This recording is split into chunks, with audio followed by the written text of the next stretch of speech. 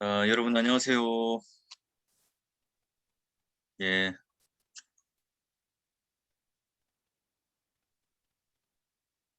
자, 지금 보니까 이제 저 대구의 서문교회라든지 뭐 경산 쪽에 또 교회들이 있어가지고 저희들이 조금 대응을 하고 또 뭐 학교 측에 또 이렇게 하는 부분에 대응을 좀 하느라 시간이 약간 조금 제가 이렇게 딜레이 되어서 하게 됐고 지금 우리 학우 중에서도 지금 PCR 검사를 받으러 가야 되는 분이 또 계시고 하더라고요. 지금 방금 전에 전화를 받기도 했는데요. 자, 하여튼 지금 이제 코로나가 우리 가까이 이렇게 와서 예, 어느 누가 걸려도 이렇게 특별하지 않은 것처럼 지금 많이 이제 가까운 곳에 다가온 것 같아요. 여러분 건강 잘 지키시고요. 뭐 교회에서나 또는 여러 접촉하실 때 마스크 잘 쓰고 다니시고 하시면 좋겠어요. 원래 이제 학교 지침은 이제 대면 수업을 어느 정도 이제 해야 하는 것으로 되어 있는데, 그래서 이제 5월 10일까지인가가 이제 대면 수업을 무조건 해야 되고, 나머지는 재량껏 할 수 있는데, 대면 수업이 가능할지는 조금 더 이렇게 확진자 수라든지 이런 추이를 좀 살펴봐야 될 것 같아요. 자, 여러분 지난주에 중간고사들 잘 이렇게 냈고요. 그도 과제를 또 미리 내신 분들이 있는데, 한 두세 분 계신데, 제가 조금 더 이제 팁을 드리면, 그 앞에 여러분 배경 설명이라든지 또는 약간 주해라든 이 과정을 할 때, 여러분 여러분 참조한 책, 이 설교도 마찬가지입니다. 설교 같은 경우도 참조한 책들에 대해서 좀 이렇게 각주를 달아놓고, 또 그 참조한 책들에 대해서 좀 레퍼런스를 좀 달아주시면 좋겠어요. 미리 내신 분들도 한번 참조하셔서 하시고, 앞으로 또 준비하시는 분들도, 예, 어, 지금 앞에 이제 그런 우리 책에 있는 것처럼 문학 형식적 구조, 역사적 배경 또는 간단한 주제 이런 식으로 이제 책이 구성되어 있잖아요. 마찬가지로 우리가 설교문을 짜기 전에 이제 그런 구성을 하면서 나는 이제 책을 주로 이제 두세 권 정도 이제 어느 책들을 내가 참조했다는 것을 여러분 각주 다시는 법 알죠? 예, 각주를 이렇게 좀 달아주시면 좀 더 이제 우리가 이렇게 페이퍼로서 조금 이렇게 수준이 있는 페이퍼라서 좀 참조할 수 있을 것 같고요. 자, 봅시다. 예, 25명 들어오셨고, 아마 이제 중간에 드롭하신 분도 계신데, 그러니까 청강을 하시는 분도 계시는 것 같아요. 자, 여러분, 그러면 이제 수업을 한번 시작해 보도록 할까요? 그리고 뭐 가급적이면 여러분, 뭐 이렇게 음소거는 해놓더라도, 이렇게 화면은 좀 이렇게 열어놓으시면 제가 이렇게 쭉 한번 또 수업을 듣고 계신데 뭐 이거 그냥 켜놓고 또 이제 자리에 부재중일 수도 있고 하니까요. 그래서 한번 얼굴은 좀 열어놔 주시면, 그래서 여러분이 예쁘고 또 잘생긴 얼굴들을 좀 열어놓으셔가지고 함께 공유했으면 좋겠고요. 자, 그러면 준비되셨나요? 수업을 시작해 볼까요? 예.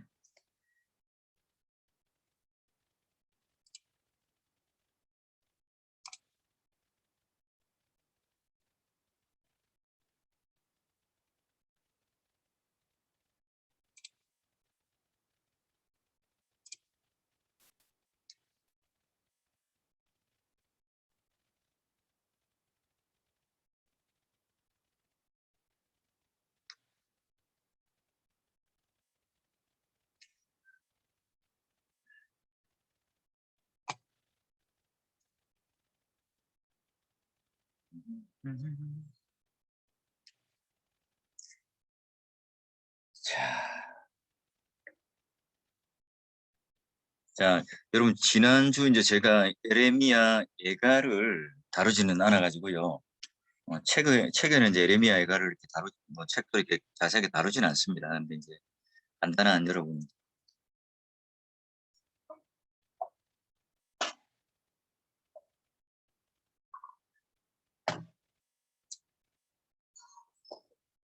보시면서 이제 좀 나중에 보실 때 이제 그런 개요를 볼 때 좀 참고할 만한 것들이 있어가지고요. 여러분 이 역사적 배경은 잘 알다시피 이제 예루살렘 멸망 직후죠. 네, 586년인데 여러분 이제 아크로스틱 구조라고 하는 걸 여러분 아마 이제 어디 주석을 읽든지 아니면 이제 예레미야에가나 또는 여러분 지편을 할 때 볼 거예요. 그럼 이게 뭐지? 이렇게 이제 할 수 있잖아요. 이게 뭐냐면 뭐 예를 들면 이런 거예요. 만약에 그러니까 우리가 좋아할 일은 절대 없겠지만 예를 들어서 사귀자고 하면 사귈래? 예, 이게 뭐예요? 예, 만우절 예고라고 하는 이 앞단어를 가지고 이렇게 쭉 했잖아요. 이게 이제 알라, 베타, 기멜, 예, 이런 식으로 그 영어의 알파벳 A부터 Z까지 하는 것처럼, 예, 알렛부터 해가지고 이 단어들을 가지고 하는 것처럼 하는 게 이제 아크로스틱 구조예요. 또 이제 이런 인클루지오, 뭐 아크로스틱, 뭐 여러 가지 이제 이런 단어들이 나오면, 예, 이게 뭐야 이렇게 해서 그냥 넘어갈 수 있어요. 누가 설명해 주지 않으면 알 수가 없잖아요. 그래서 여러분 주석을 볼 때나 또는 여러분들이 이제 이런 배경서라든지 또는 이런 거 참고하실 때 이제 이런 것들이 나오면 당황하지 말고, 아, 뭐 그런 거구나 이렇게 생각하시면 돼요. 그래서 예, 1장부터 2장까지는 예루살렘 멸망과 하나님 심판에 대해서 얘기하고, 3장은 예, 하나님께서 오늘 주의 인자는 끝이 없고 그 찬양처럼 하나님의 인자하심이 생명보다 낫고, 그다음에 그 소망을 두는 이야기고요. 그리고 4장, 5장은 그런 고의당한 이스라엘에 대한 얘기를 합니다. 그래서 이 신학적 메시지는 그 죄에 대한 고통과 멸망, 또 죄악을 넘어서는 하나님 은혜와 소망을 이야기를 해줘요. 그래서 예레미야 애가는 그 예레미야가 가지고 있는 이 것들을 축시켜서 그 예레미야 어떤 내면들을 드러내는, 말하자면 이제 부록편이라고 할 수 있죠. 그래서 예레미야 애가 부분을 지난 시간에 이제 다루지 않고 넘어가서요. 제가 간단하게 한번 다뤄보고요. 자, 오늘은 이제 선지서 이제 7강을 하게 될 거예요. 자, 오늘은 이제 에스겔서를 하는데, 여러분 에스겔서 한번 읽어보셨나요? 에스겔서가 몇 장까지 되어 있죠? 48장까지 되어 있죠. 자, 그래서 여러분 에스겔서도 양이 만만치 않기 때문에 여러분 잘 읽어 봤을지는 잘 모르겠어요. 근데 이제 그 같이 한번 보면서, 여러분 에스겔 하면 가장 특징적인 게 생각나는 게 뭐예요? 예, 가장 여러분 나중에 그 40장 이후에 그 가보면 성전에, 예, 문지방에 물이 들어서 뭐 그런 어떤 내용들, 뭐 마른 뼈가 살아나는 뭐 그런 것들이 여러분 이미 속에 이제 주로 있을 거예요. 자, 그럼 이제 그게 과연 어떤 의미인가? 그것만 우리는 설교를 들어가지고 그것만 이렇게 우리 머릿속에 이미지가 잡혀 있어요. 그죠? 자, 그게 굉장히 다양한, 에스겔서 안에는 굉장히 다양한 내용들이 있다. 자, 그러면 에스겔 사역의 배경을 설명하고 제사장적 유사는 그의 메시지와 어떻게 관련되는 거예요? 여러분, 예레미야는 어디 사람이에요? 예, 남유다 사람인데 지금 이 예언을 어디서 합니까? 포로로 끌려가서 바벨론 포로인 상황에서 지금 얘기를 해요. 근데 이제 여러분 바벨론에 정권이 있었습니까? 없죠. 그런데 거기서 뭘 제사장처럼 또는 성전에서 뭔가 일하는 사람인 것처럼 해서 이제 예언을 해요. 그래서 이제 여기 제사장적 유사이라고 하는 것은, 그러니까 지금 이제 예루살렘에 있었으면 뭐 레위나 또 제사장 가문으로서의 어떤 그 역할들을 했겠지만, 바벨론 포로로 가서 지금 그는 그런 전혀 다른 신분과 정체성을 쌓으며 예언을 하고 있어요. 자, 그런 관점 속에서 역사적 배경 속에서 봐야 됩니다. 이제 나중에 이제 찬찬히 볼 거예요. 자, 그럼 어떤 의미에서 에스겔은 선지자이고 파수꾼이고 또 메시지들에 대한 수용은 예루살렘에서 예레미야의 한 예언보다 나은가? 에스겔의 고뇌와 예레미야의 고뇌를 비교해봐라. 자, 그러면 에스겔이 가졌던 이 제사장으로서 이제 이 친구는, 이 친구라니까 좀 그렇죠. 이 선지자는 포로된 상황에서 지금 자기의 고뇌를 얘기를 한다면, 예레미야는 망해가는 그 포로된 상황에 가는 것을 보면서 역사적인 상황 속에서 기우는, 국군이 기우는 그 장면 속에서 본다면, 에스겔은 그 현장 속에 있죠. 공투론 현장 속에 있습니다. 자, 그래서 에스겔 메시지에 대한 그 대중의 관심, 그가 말하고 있는 것을 이해해주는 문학적 특질은 무엇인가? 문학적 특질은 이제 또 살펴볼 거고요. 같이 하나님의 환상은 예수겔 메시지와 어떤 관련이 있는가? 나는 여호와라. 이 구절, 이 배경은 어떤 의미인가? 이 나는 여호와라. 여러분 어디서 들었어요? 예, 모세가 애굽의 바로에게 갈 때, 난 못 봐요. 손사래를 여러 번 칠 때 어떻게 해요? 그때 바로 이 모세에게 나는 여호와라, 네, 했던 내용을 이야기를 해요. 자, 그러면 나는 여호와라 하는 게 뭐죠? 바로 자존하시는 하나님이고, 모든 것들을 섭리와 통치 가운데 역사의 주인이신 하나님, 내가 나다라고 하는 예, 표현이 바로 그 에스겔 메시지의 그 하나님과 하나님의 환상. 그래서 이 중요한 거는 에스겔은 예루살렘이라는 곳에 하나님의 임재가 성전이라는 곳이 있으면 하나님의 임재가 성전에서 벗어나고 예루살렘에서 벗어나요. 그래서 나중에 이제 가게 되면 그 하나님의 임재가 성전에 문지방이 넘치고 그 다음에 은혜가 넘치는 그 장면으로 다시 임재 회복이 되는 이 장면으로서 지금 설명이 되고 있어요. 그래서 예시겔서에 있어서의 성전의 어떤 개념은 굉장히 중요한 모티브죠. 하나님께서 성전이 얼마나 크고 성전이 얼마나 빛나고 성전이 얼마나 많은 사람들이 메워져 있는가가 중요한 게 아니라 성전에 누가 있어야 돼? 하나님이 계시냐 없느냐, 하나님의 그 거룩이 임하느냐 임하지 않느냐에 따라 성전은 성전다운 기능을 가지고 예루살렘은 예루살렘다운 기능을 가지고 평화의 도시고 샬롬의 도시고 하나님이 임재한 도시가 되는 거예요. 자, 그리고 여호와가 새 공동체의 목자가 될 것이라는 선지자의 메시지에 함축된 예언의 비평을 설명해봐라. 다윗의 메시아 역할과 기능은 무엇인가?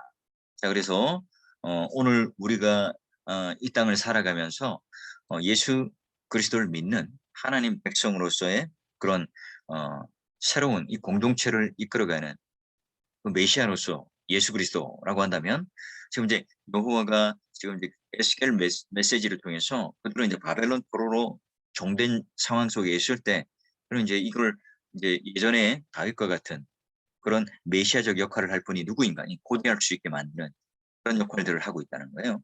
그리고 이제 중요한 것은 이제 성령, 영에 관련된 영이 임하여 또 말씀하여 이루시되 이런 표현들이 이제 굉장히 많이 나옵니다.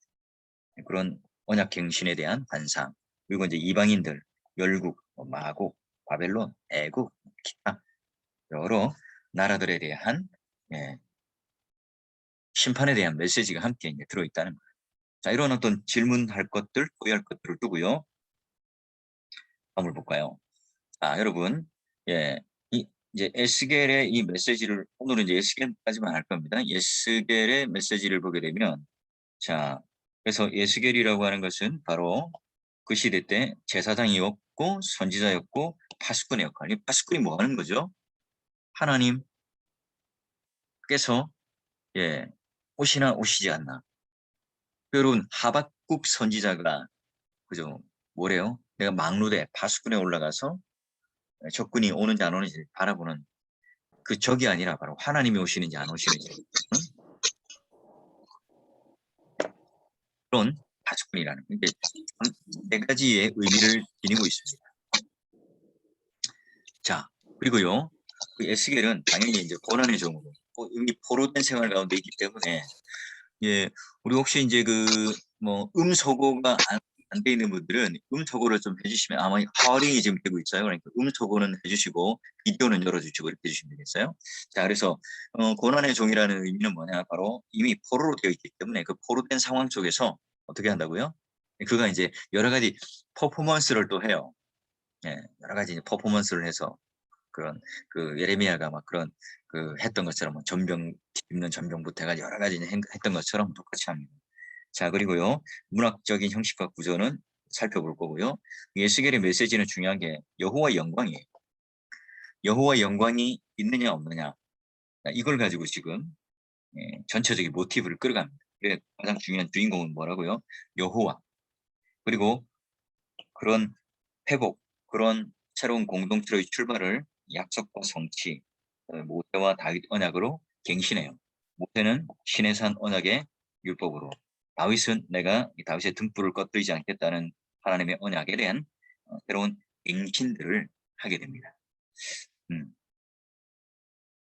자, 그럼 이제 역사적 배경을 볼까요? 자, 여러분, 593년부터 573년이죠. 예루살렘 멸망 직전부터 멸망 이후까지 바벨론에서 이제 예언이 돼요. 바벨론. 자, 재밌는 게 어디서요? 유다나 북이스라엘이 아니라 포로로 잡혀가서 바벨론에서 예언이 된다. 그러면 바벨론에 느부갓네살 왕이 있던 시기죠. 그 다음에 마지막 왕이었던 여호야긴과 그 귀족들 포로가 함께 1차 포로로 끌려갈 때 누구도요? 에스겔도 그 포로 가운데 섞여 있었어요. 그래서 기록 장소는 어디라고요? 바벨론. 기록 대상은요? 바벨론의 포로로 잡혀있는 이스라엘. 이 이스라엘은 좀 희망이 있었겠어요? 없죠? 전혀 없습니다. 지금 이 사람들은 지금 절망에 있어요. 자, 이 자들을 위해서 이야기를 해요. 그래서 역사적인 이 시간 타임라인을 보게 되면 1차 때 여러분 그런 다니엘, 그리고 2차 때 여호야긴과 에스겔, 그리고 3차 때 이제 그런 일반 사람들이 포로로 걸쳐서 3차에 걸쳐서 이제 끌려가게 되는 거예요. 자, 그러면 오늘 에스겔의 역할들에 대해 대사장, 선지자, 파수꾼이라고 하는 세 가지의 의미의 그런 역할들을 하죠. 제사장은 어떤 의미죠? 지금 이제 성전에 관련된 성전의 제사, 하나님의 영광, 자, 이런 부분들에 대해서 설명을 해요. 선지자라고 하는 것은 하나님께서 그 말씀으로 이루시되, 즉 바벨론 포로로 잡혀 있었던 그들에게 하나님의 메시지를 전해요. 그리고 파수꾼이라는 의미는 뭐죠? 하나님께서 어떻게 오늘 우리 가운데 임하시는지를 높은 막루대에서, 그런 일반 백성들은 절망 가운데 있고 낙심 가운데 사로잡혀 있는데 말씀을 들고 있는 하나님께서 신탁 말씀을 부탁하여 주시는 선지자로서 그는 이제 파수꾼이 되어서 하나님의 영광과 임재를 보고 그들에게 전해주는 역할을 합니다. 이 전쟁이 나면 어때요? 적들이 딱 오면 이 파수꾼이 딱 눈을 뜨고 깨어 있어서 자, 적군이 옵니다 라고 귤 들어서 빵빠레를 울리든지 큰 소리 외치잖아요. 그런 역할들이 바로 에스겔이었다는 거예요. 그러면 오늘 이 책에서 구분하고 있는 문학적 구조를 한번 볼까요? 이제 다양하게 이제 제가 이제 구조를 살펴볼 겁니다. 먼저 유다에 대한 여호와의 심판이 1장 1절부터 24장까지 나와요. 여러분 잘 알다시피 이사야는 이제 6장에서 소명이 있었지만 나머지는 다 거의 다 1장에 이제 소명이 나타나요. 예스겔에 대한 소명이 나타나게 되고요. 그 다음에 이제 예스겔이 대리적인 고난을 하게 될 겁니다. 그리고 심판에 관련된 내용. 이제 8장부터 이제 성전에 관련된 환상이 나오고요. 그리고 그런 성전에 대한 환상이 나중에 40장 넘어가게 되면 이 부분에서 나오게 됩니다. 그리고요. 그래서 이제 포로로 끌려가는 장면이 12장 있고요.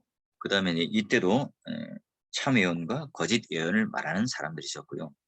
이제 중간중간에 심판에 관련된 신탁들이 나와요. 그리고 이제 이 안에 여러 가지 이제 은유들을 넣어서 그런 여러 가지 비유와 은유들로 얘기를 합니다. 그리고 애가 또 심판, 여기 가마 비유, 그다음에 에스겔 아내가 죽지만 슬퍼하지 말라 하는 게 24장이고요. 그다음에 이제 열방에 관련된 이 신탁들, 바로 이제 하나님이 주인공이기 때문에 이들에 대한 심판에 대한 얘기를 하세요. 뭐 암몬, 모압, 에돔, 블레셋, 두로, 시돈, 이집트 미래가 어떻게 될 것인가.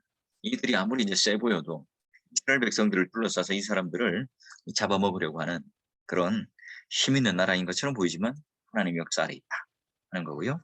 그 다음에 이제 여기 33장부터 이제 구원에 대한 회복에 대한 메시지를 합니다. 파수꾼으로서 예스겔의 소명,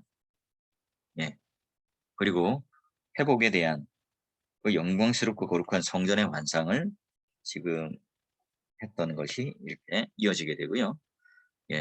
그리고 어떻게 이들이 이스라엘 백성들이 변하여서 새로운 하나의 백성과 군대가 되는가 하는 장면으로 나타납니다. 여러분 이렇게 큰 그림을 좀 그려놓고요. 여러분이 그 설교를 하게 되면 이게 지금 어디에 문맥 속에 있는지를 좀 잘 이해를 하고 구조 속에서 이야기들 또는 설교의 구성들을 짜가야 되겠죠. 이게 이제 아까 우리가 봤던 이 책에 나오는 문학적 구조고요. 간단하게 크게 이제 두 개로 나눠보라 해보면요. 예루살렘의 운명과 예루살렘의 이제 장래에 대하여.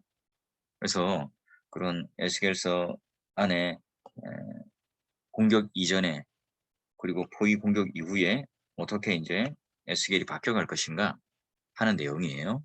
그래서 나중에 이제 이런 구원과 회복의 메시지가 이제 25장부터 이제 출현하게 됩니다.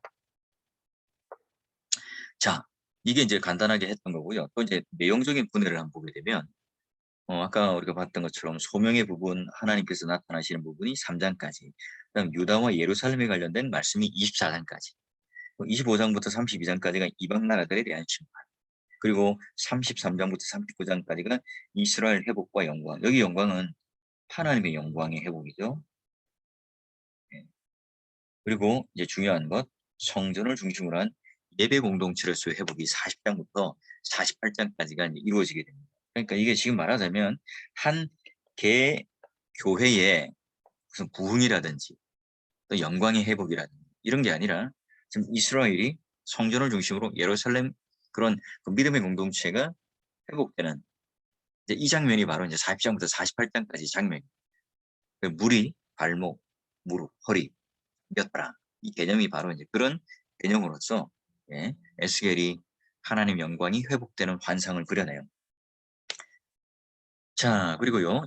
여호와 약속의 하나님께서 오늘 우리가 에스겔의 그런 통치와 또 배경들을 살펴보는데, 여러분 이제 우리가 아까 형식적인 구조들을 살펴보면서 그 예레미야의 이 예언은 심판의 말과 열방에 대한 신탁, 그리고 뭐 여러 가지 상징적인 행위, 실물 교육, 역사적인 어떤 담론, 내러티브 이런 것들이 계속해서 얽히고 설키고 해요. 예. 그래서 산문도 있고 시도 있고 상징도 있고 또 역사적인 어떤 팩트의 어떤 소리도 있고 그런 것들이 이제 계속 묶여 있죠. 그래서 어찌 보면 이제 이야기들이 어떤 그 하나의 옴니버스식으로 계속 이렇게 묶여 있다 이렇게 볼 수가 있어요. 예. 그래서 그런 장면 속에서 좀 우리는 이해해야 되고요.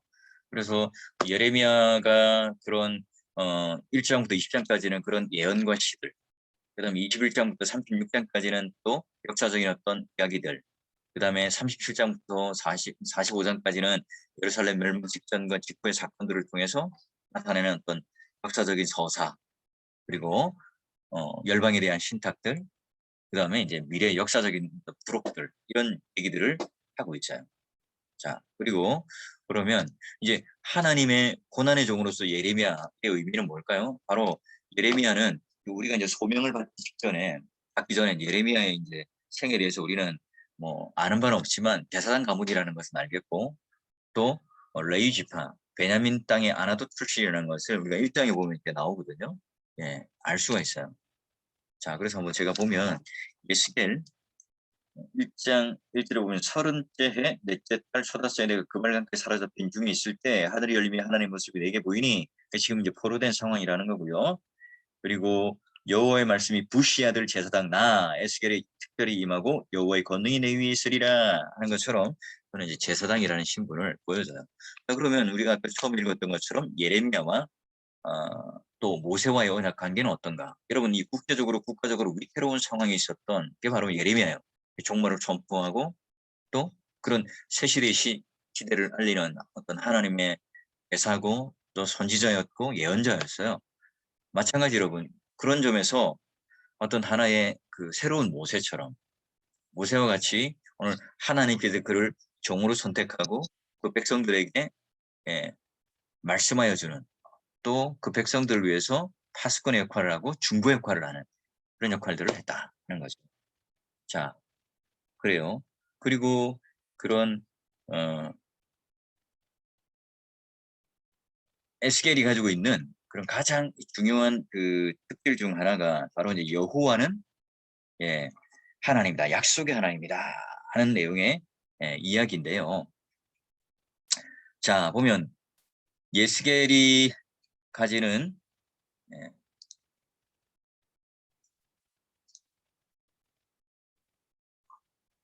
자, 에스겔이 지금 가지고 있는 그 약속의 하나님, 나는 나다 하는 하나님은 심판에 대해서 자유하시고요. 심판의 이유는 유다와 멸망에 대해서 얘기하시고, 아까 말한 것처럼 약속의 갱신을 통해서 그런 어떻게 이스라엘을 회복할 것인가에 대한 이야기를 설명을 해요. 자, 그러면 여러분 이제 그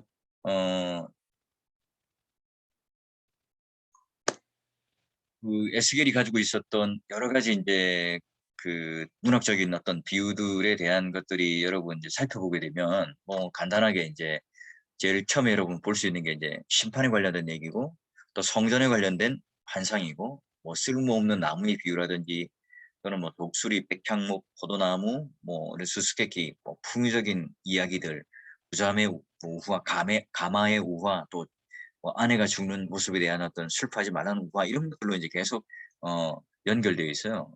네, 그러니까 어찌 보면 이제 그 시대에 있었던 사람들을 통해서는 굉장히 어떤 상징적인 의미로서 재미있게 들려요. 그래서 여러분 에스겔서하고 다니엘서를 공부를 잘해야 여러분 나중에 요한계시록을 볼 때 요한계시록이 어디에 상징적인 것을 끌어오느냐면 에스겔과 다니엘에 있는 그 내용들, 그 문학적인 것을 타용해서 이야기를 해요. 뭔가 요한계시록을 볼 때 요한이 그냥 하늘에서 떨어지는 계시만을 받은 게 아니라 에스겔과 다니엘에서 있는 그 문학적 형식을 따서 지금 하나님 계시의 말씀을 그대로 전달해 준다. 예, 그래서 에스겔 다니엘서는 또 요한계시록을 같이 읽어갈 때는 굉장히 중요한 문학적인 어떤 모판이 된다는 사실이에요. 자, 그리고 에스겔서는 제일 중요한 게 이제 영광의 환상들을 얘기하면서 또 여러 가지 이제 상징적인 어떤 문학들에 대한 이야기들을 또 많이 하게 됩니다. 자, 그리고요, 이제 위대하신 목자인 여호와라는 관점 속에서 다윗이 메시아인 목자로서 왕따라 한물의 양 그리고 메시아와 하나님 임재와 축복의 이런 변형들. 이 말하자면 이제 어떤 의미냐면 바로 아브라함 뭐 또는 모세 또 다윗 이런 언약 관계로 맺었던 그래서 이스라엘 백성들이 어떻게 이스라엘로 다시 모토로 돌아가고 영적인 백성으로 하나님 앞에 영광을 다시 한번 회복하고 그 성전 가운데 임재하시는 하나님. 그래서 아브라함, 모세, 다윗의 언약들을 장엄하게 성취시키는. 그러니 이스라엘 백성들이 뭐 자기들이 잘나가지고 다시 이제 회개하고 돌아오고 이런 것보다는 하나님께서 그 언약을 파기하지 않기 위해서 지키기 위해서 그들의 언약으로 그들을 다시 한번 긍휼을 베푸시고 축복 가운데 그들을 다시 한번 도성 가운데 초대하죠. 그리고 하나님께서 오세요. 네, 그런 개념으로서 다윗의 메시아인 목자로서 위대한 목자로서 여호와께서 이 땅에 오신다는 얘기예요. 그래서 에스겔은 사로잡힌 자들에게 모든 민족들의 거룩한 이름을 알려줘요. 그래서 다시 좋은 관계로 선언이 되고 선포가 될 것이라는 얘기를 해주죠. 자, 그런데 그런 하나님 임재에 대한 말하자면 어떤 성령에 관련된 이 내용으로 이제 많이 말하는 게 바로 에스겔서예요. 예. 자, 그래서 구원의 신탁을 얘기할 때나 또는 하나님 말씀을 증거할 때도 바로 성령에 관련된 그런 임재하심을 통해서 그는 전하는 것으로 이렇게 표현이 되어져요. 그리고 이런 그 예루살렘 땅의 회복은 당연히 그런 회복의 성취들은 그의 왕궁의 진짜 주인이셨던 여호와 하나님께서 간섭하시고 그러면 예루살렘이 다시 회복되면 그 주위에 있는 나라들은 어떨까요? 불쾌하겠죠. 좋지 않을 거예요. 자, 그리고 또 이제 세 번째로는 모든 그런 이방인들에 대한 그런 심판과 또 어떻게 역사적으로 하나님께서 다루실 것인가에 대한 것을 이해시키고 또한 얘기를 해요. 자, 이제 그런 장면이 바로 이제 37장부터가 구원과 신탁들에 대한 메인 메시지가 되는 이유가 바로 그래요. 자, 그래서 여러분, 이런 열방에 대한 증언으로서의 회복을 통해서 쭉 이야기를 하면서 여호와의 영광이 어떻게 우리 가운데 현실해지고 또한 어떻게 회복되어지는가 하는 이 내용들에 대하여 종말론적으로 성취를 하는 그래서 37장부터 마지막 48장까지가 굉장히 중요한 이스라엘 백성들의 그 미래의 운명에 대한 얘기를 하고 있어요. 그럼 열방에 대한 심판의 결론은 어떻게 됩니까? 그 모든 하나님 반역자들은 다 심판에 넘어가고 반대하는 대적자들 다 심판에 넘어가지만 오늘 이스라엘의 택한 백성들은 구원을 얻는. 그래서 모세와 함께했던 이 언약이 갱신되어지죠. 심판으로 인해서 예루살렘을 떠났던. 그러니까 이 심판이라고 하는 것은 예루살렘이 망하고 없어지는 것 자체가 중요한 거 아니에요. 하나님이 떠났다는 것이 진짜 중요한 심판이죠. 그 심판으로 인해 예루살렘을 떠났던 하나님께서 이제는 남은 자들과 이스라엘의 바벨론 포로로 되었던 사람들을 다시 겉으로 오게 하셔서 다시 이 새 공동체 안에 하나님께서 임재하셔서 오늘 들어오세요. 이 새 공동체는 성령을 소유하고 영적인 변화를 경험하고 성별을 경험하고 거룩한 공동체로 새롭게 태어나는 거죠. 예. 그리고 다윗 언약으로서의 갱신은 어떤 의미죠? 바로 하나님 자신과 메시아 사이에 바로 목과 양의 관계, 목자와 양의 관계. 그래서 여러분 시편을 읽어보면 다윗이 자기가 왕이었지만 나는 하나님 앞에 어떤 자라고요? 양으로. 하나님만이 이스라엘이 진짜 목자로 고백을 해요. 그게 이제 자기가 목동이었을 때 지었던 시가 아니라 왕으로서 절정의 어떤 그런 성공 또는 그 정치적인 어떤 정점에 이르렀을 때 바로 나는 양이다. 하나님은 목자다. 이런 표현한 것처럼 지금 여기 예수겔도 마찬가지예요. 바로 그런 다윗의 언약을 빌어서 나는 하나님의 종이고 하나님의 왕국 다윗 자손의 메시아가 바로 오늘 우리의 경배의 대상이고 역사의 주인공이고 이 성전의 주인 되신다 하는 얘기들을 계속해서 하죠. 그러니 예스겔서도 뭐가 그런다고요? 모세의 언약이 쭉 흘러요. 그 다음에 지금 다윗의 언약이 쭉 흘러갑니다. 예. 그러기에 모세와 다윗의 언약이 갱신되어지는 그런 역할들을 여기서 보여주죠. 그래서 모세의 언약은 하나님의 성전, 제사장, 제사, 절기 이런 규정들이 모세의 언약을 통해서 새롭게 확증되어지고 다시 에스겔을 통해서 그 회파되고 무너졌던 성전이 하나님의 영광의 임재가 묻혀서 새로운 공동체로서의 어떤 성전의 개념으로 들어와요.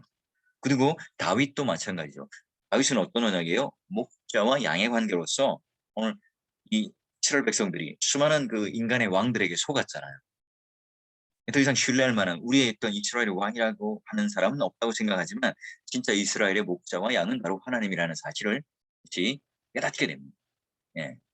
그래서 이런 모세와 또 다윗의 언약에 대한 이 갱신, 새로운 말하자면 이제 한 줄기 빛이 딱 들어가면 스펙트럼이 착 해서 빛이 퍼져가서 모든 그 의미가 더 깊어지고 넓어지는 것처럼 예시계를 통해서 그 언약들이 새롭게 갱신되어지고 더 깊어지고 더 넓어져요. 그래서 여호와는 나의 목자고 우리는 자손이고 성령과 함께 오늘 우리는 그런 하나님의 임재를 통해서 모든 그런 여호와의 영광을 회복하고 성전에 물이 넘쳐 흐르는 것처럼 마치 사도 요한이 말한 것처럼 생명의 강수, 영생의 그런 생명들이 이 성전을 통해서 흘러나오는 것처럼 그런 영광의 회복들을 우리들에게 그림으로 보여줘요. 그래서 에스겔서의 간단한 개요는 살펴보면 대칭적인 균형이죠. 바로 포로됨, 이스라엘 백성들이 포로되어서 가요. 예루살렘에서 여호와도 영광을 그러니까 여호와께서 그 영광이 떠나니 그 이스라엘 백성들도 더 이상 존재할 이유가 없어서 포로로 다 가요. 예. 그리고 그런 수치와 오욕의 삶을 살지만 다시 변형된 모세 언약과 다윗의 언약이 갱신되어져서 이스라엘 백성들이 70년이라고 하는 약속의 시간이 지나서 이 예루살렘 땅이 정화가 되고 깨끗하게 되면 다시 성전 가운데 하나님께서 오시는 이 장면으로 대칭을 이루어요. 그러니 그 가장 중요한 그 에스겔서의 가장 중요한 이 모티브는 성전이죠. 그래서 성전이 이제 그 뒤에 그 이야기가 나오는 이야기가 바로 그런 의미에 초점에 있는 거예요. 자, 그리고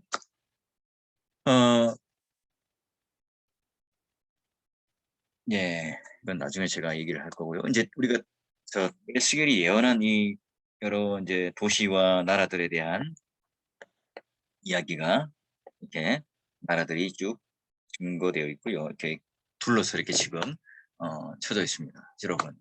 그리고 이런 그 에스겔서에서 이렇게 관계되는 이 나라들은 간단하게 지도를 좀 이렇게 확인해 주시고요. 그 지도를 확인하고 그다음에 읽으실 때 어떤 지리적인 어떤 상황 속에서 이제 어디쯤에 있는가. 그러니까 예를 들어서 이제 왜 그 이렇게 이제 애굽과 손잡고 또 바벨론과 손잡고 또 아수르와 손잡았는가? 이 지리 지형적인 이유들도 같이 좀 두고 있어야 나중에 이제 왜 지금 이렇게 애굽 나라와 손잡고 이렇게 알때처럼 흔들 수밖에 없었는가 그런 내용들을 조금씩 이해할 수가 있어요. 자, 그렇게 해서 지금 제가 마지막으로 한번 기도를 띄워봤고요. 여러분 이제 책에 관련된 내용은 제가 간단하게 빨리 이렇게 끝냈어요. SQL서는. 근데 이제 이걸로 끝내면 안 되겠죠. 자, 그래서 여러분 좀 간단하게 이야기를 좀 성경을 가지고 좀 풀어가는 또 그리고 오늘 SQL서의 구조가 여러분 이렇게 그냥 끝내고 나면 책에는 좀 너무 약간 축약되게 말하자면 큰 덩어리의 어떤 역사적인 의미 또 문학적인 구조의 의미 또 문학적인 어떤 구조에서 내용에서 간단하게 지금 이제 다루고 있어요. 네, 그것보다는 조금 더 제가 좀 정리해서 좀 깊게 성경을 통해서 좀 들어가려고 그래요. 자, 그러면 우리 이제 여기까지 뭐 간단하게 한 35분 정도 이야기를 했는데요. 지금부터 또 이제 다른 주제로 좀 넘어가기 때문에 잠시 한번 10분 정도 쉬고요. 그래서 45분부터 시작하는데 이제 지금부터는 이제 성경책을 좀 같이 성경책을 좀 준비를 해주세요. 성경을 보면서 그다음에 PPT를 보면서 같이 이렇게 조금 여러분 체크하면서 뭐 지금 이제 간단하게 어떤 주제를 가지고 어떤 관점을 가지고 이 에스겔서를 좀 읽고 또 우리가 묵상할 때 어떤 그런 것들을 가지고 해야 될 것인지를 좀 한번 살펴보도록 할게요. 여러분 성경책을 준비해 주시고 그리고 나중에 그 PPT와 함께 정리를 해보도록 하죠. 자, 여기까지 지금 하고요. 우리 45분까지 좀 쉬었다가 45분부터 성경과 함께 쭉 이어서 좀 수업을 진행하도록 하겠습니다. 자, 여러분 45분 때 뵙도록 할게요. 자, 오늘 제가 지금 뭐 시간 맞춰서 지금 조금 뛰어오느라고 좀 그랬는데 오늘 수업이 약간 늦어지게 되었는데요. 하여튼 여러분 뭐 양해를 바라고 45분부터 우리 성경책을 준비해서 함께 보도록 하겠습니다. 45분에 볼게요.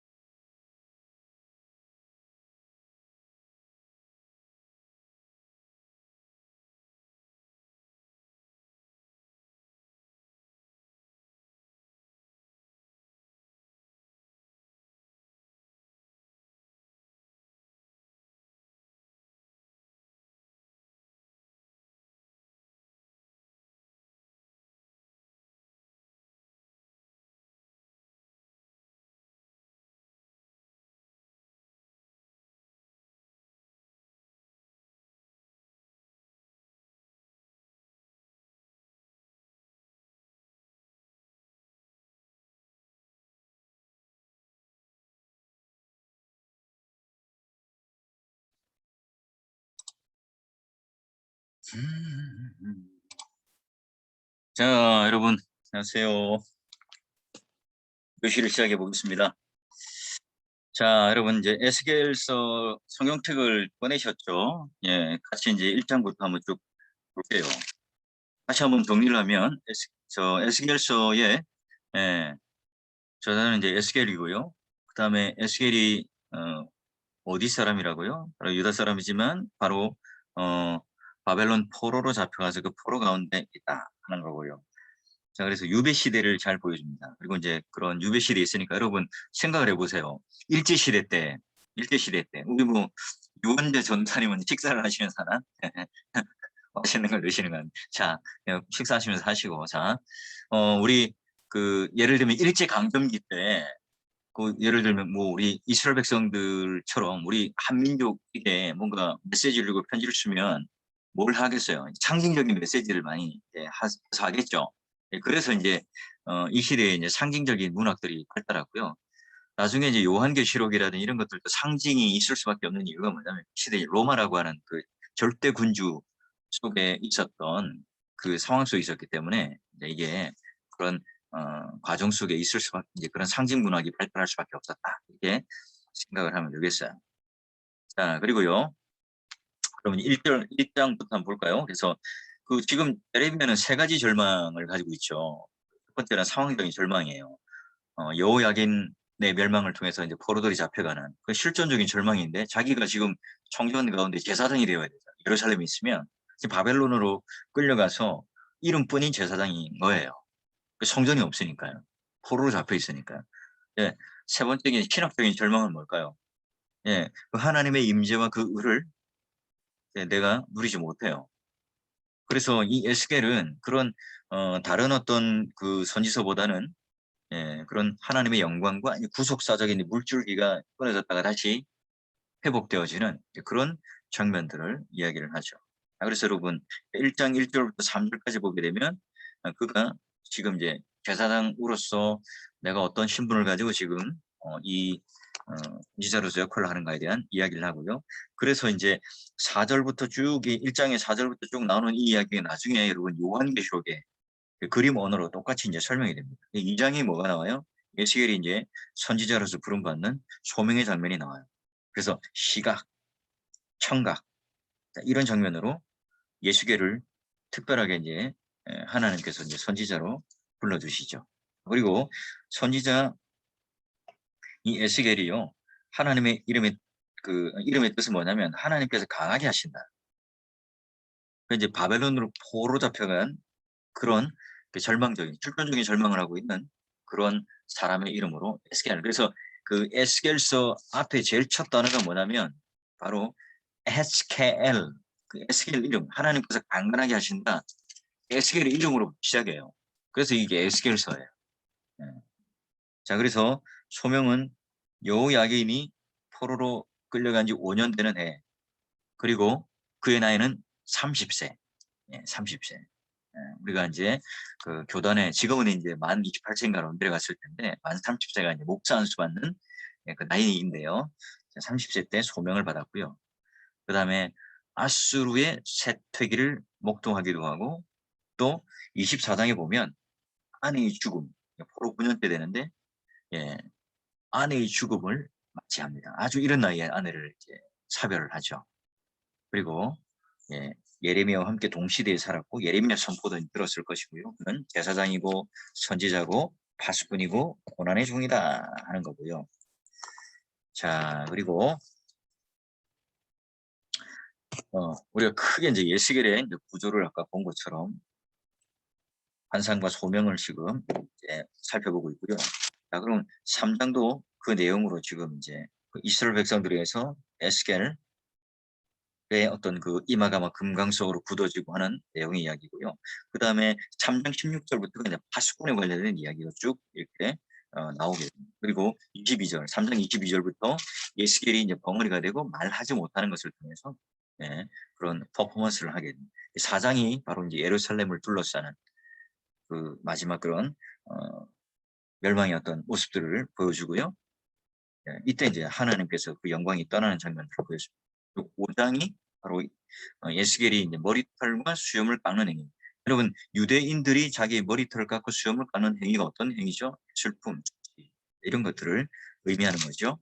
자, 그래서 이제 6장에 이제 넘어가 보면 여호와께서 지금 이제 우상을 심판하시고 산당이라는 것, 이런 것들이 아직 남아 있는 것들에 대해서 바울과 또 여호와에 대한 종교 혼합주의에 대한 것을 바로 꾸짖습니다. 그래서 6장 7절에 보면 내가 여호와인지를 너희가 알게 하려 합니다. 결국은 가장 중요한 주제가 바로 하나님 앞에 이런 것들이죠. 제가 수업 중이니까 나중에 전화 드릴게요. 자, 그래서요. 그 다음 7장 가보면 이제 이스라엘의 어떤 그런 운명, 종말에 대한 이야기가 나오고요. 그래서 이스라엘이 어떻게 이제 벌 받을 것인가. 8장에 보면 예루살렘에 대하여 어떤 우상 숭배를 가지고 있는지. 그래서 그 8장 1절부터는 성전을 더럽히는 온갖 우상들, 그 다음에 5절부터는 북의 우상들, 짐승들에 대한 어떤 그런 여러 가지 섬기는 것들, 뭐 이런 것들이 쭉 나옵니다. 그리고 9장에 가보니까 하나님께서 드디어 이제 예루살렘 가운데 분노를 쏟으세요. 예. 그리고 10장에 가보니까 이제 10장이 중요하죠. 여호와의 영광이 성전을 떠나세요. 그래서 10장 1절도 보면 내가 보니, 9절도 보면 내가 보니, 13절에 보면 내가 들으니, 이런 식으로 지금 이제 그 에스겔스가 보고 듣는, 그래서 여호와의 영광, 지성소를 떠나고 성전 문지방을 떠나고 성전 뜰을 떠나는. 그래서 여러분 10장 4절을 보게 되면 그런 식으로 장소적으로 나오죠. 문지방을 떠나고 또 그 그룹이라고 하는 것이 이제 지성소가 있었던 그 속죄 덮개를 말하죠. 그리고 이제 성전 문지방을 넘어가고 성전 뜰을 넘어가고 예루살렘 성 밖을 완전히 떠나가 버리는 그런 여호와의 영광이 떠나는 그런 상황이 10장에 이제 보여지게 됩니다. 그리고 결국은 예루살렘이 11장 심판을 받는데 이 심판이 막 불이 떨어지고 뭐 이제 사람이 죽고 이게 아니라 여호와의 영광이 떠나는 것. 이 문제가 떠나는 그 자체가 바로 심판이다. 자, 그리고 11장 22절에 보면 이제 그런 여호와의 영광이 떠나는 환상을 이제 성읍 가운데 머물러 있는 데에서 완전히 이제 여호와의 경내를 벗어나는 11장 그때 23절, 24절 이렇게 나오고요. 그다음에 12장을 보게 되면 이제 예루살렘이 이제 포위가 되어서 보이는 장면이 이제 상징적인 장면으로 우리들에게 보여지고 있습니다. 자, 그리고요.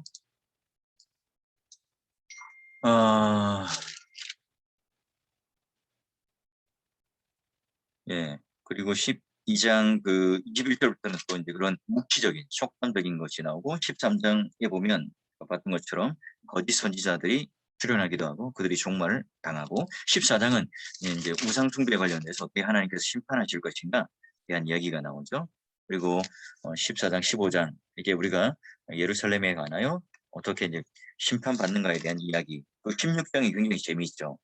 버려진 아기, 왕후의 아기, 그리고 매춘난 바람난 아내, 또 그 어떤 태열이 묻은 그런 버려진 아기고 또 벗겨진 아이고 굉장히 이렇게 처절한 고아와 같은 아이였지만 하나님께서 몰라요 왕후로 또 화려한 옷을 입히는 그런 자로 만들어 주셨는데 그런데 그들이 어떻게 변합니까? 매춘녀로 변하고 바람난 아내로 변해요. 진노의 피를 뒤집었어요. 그리고 벗겨지고 또 수치와 심판을 받아요. 그런 어떤 장면이 바로 16장의 이 장면을 그려내죠. 어떤 의미냐면 원래 이제 애굽의 그 버려진 아기처럼 태열이 묻은 아무도 그 거두는 사람이 없었던 고아와 같은 벗겨짐이 있었고 헐벗음이 있었던 그 자들을 하나님께서 선택해 주셔서 홍해를 가르고 약속의 땅에 넣어주셨어요. 이제 마치 이제 왕궁의 장면으로 화려한 옷을 입고 살아가는 삶을 허락해 주셨는데 불구하고 어때요? 바람나고 그래요. 바람난 그런 아내가 돼버려요. 그래서 하나님의 진노의 피가 그를 휘감아요. 그리고 결국은 왕후의 옷을 벗겨지는 수치를 당해요. 그게 이제 그 16장의 그 내용의 그 장면의 그림의 내용이 굉장히 재밌어요. 17장에 가보면 독수리와 포도나무 비유를 통해서 그 이스라엘의 운명에 대한 이야기를 해요. 그리고 18장은 아버지의 지약과 그리고 아들의 의 여기 말하는 것은 이제 조상의 탓과 어떤 그런 것들이 죄가 이제 계대성이 있어서 내려온다 이런 말이 아니고요. 바로 예, 하나님의 그런 그 공의를 통해서 믿음의 선조들은 그런 심판을 받았지만 이 아들들은 거기에 따라 똑같이 그 죄가 이어지는 것이 아니라 하나님께서 그들을 아들을 삼으셔서 함께 봐주시겠다는 거예요. 자, 그리고 19장에 넘어가 보면 애가 슬픈 노래가 심판에 대한 슬픈 노래. 그 20장에 가보면 하나님의 뜻에 대한 이스라엘의 반역을 통해서 어떻게 그 역사 가운데 실패했는가 된 이야기가 나와요. 21장 가보면 노래가 나오죠. 칼의 노래, 여호와의 노래. 예. 그래서 하나님께서 이 칼을 칼집에서 꺼내어 심판을 하는 모두가 슬픔에 잠겨. 예. 또 이 하나님께서 그 칼날을 뭘로 써요? 바벨론 왕이라고 하는 칼날을 써요. 예. 그리고 22장에 가보면 그 칼날에 의해서 벌받을 예루살렘을 이야기하고요. 그 22장 이제 끝에도 그들이 풀무불에 들어가는 이스라엘으로 또 선지자와 제사장과 고관들의 어떤 죄 때문에 이런 일들이 벌어지는 것에 지도층에 대한 어떤 고발들이 또 이루어져요.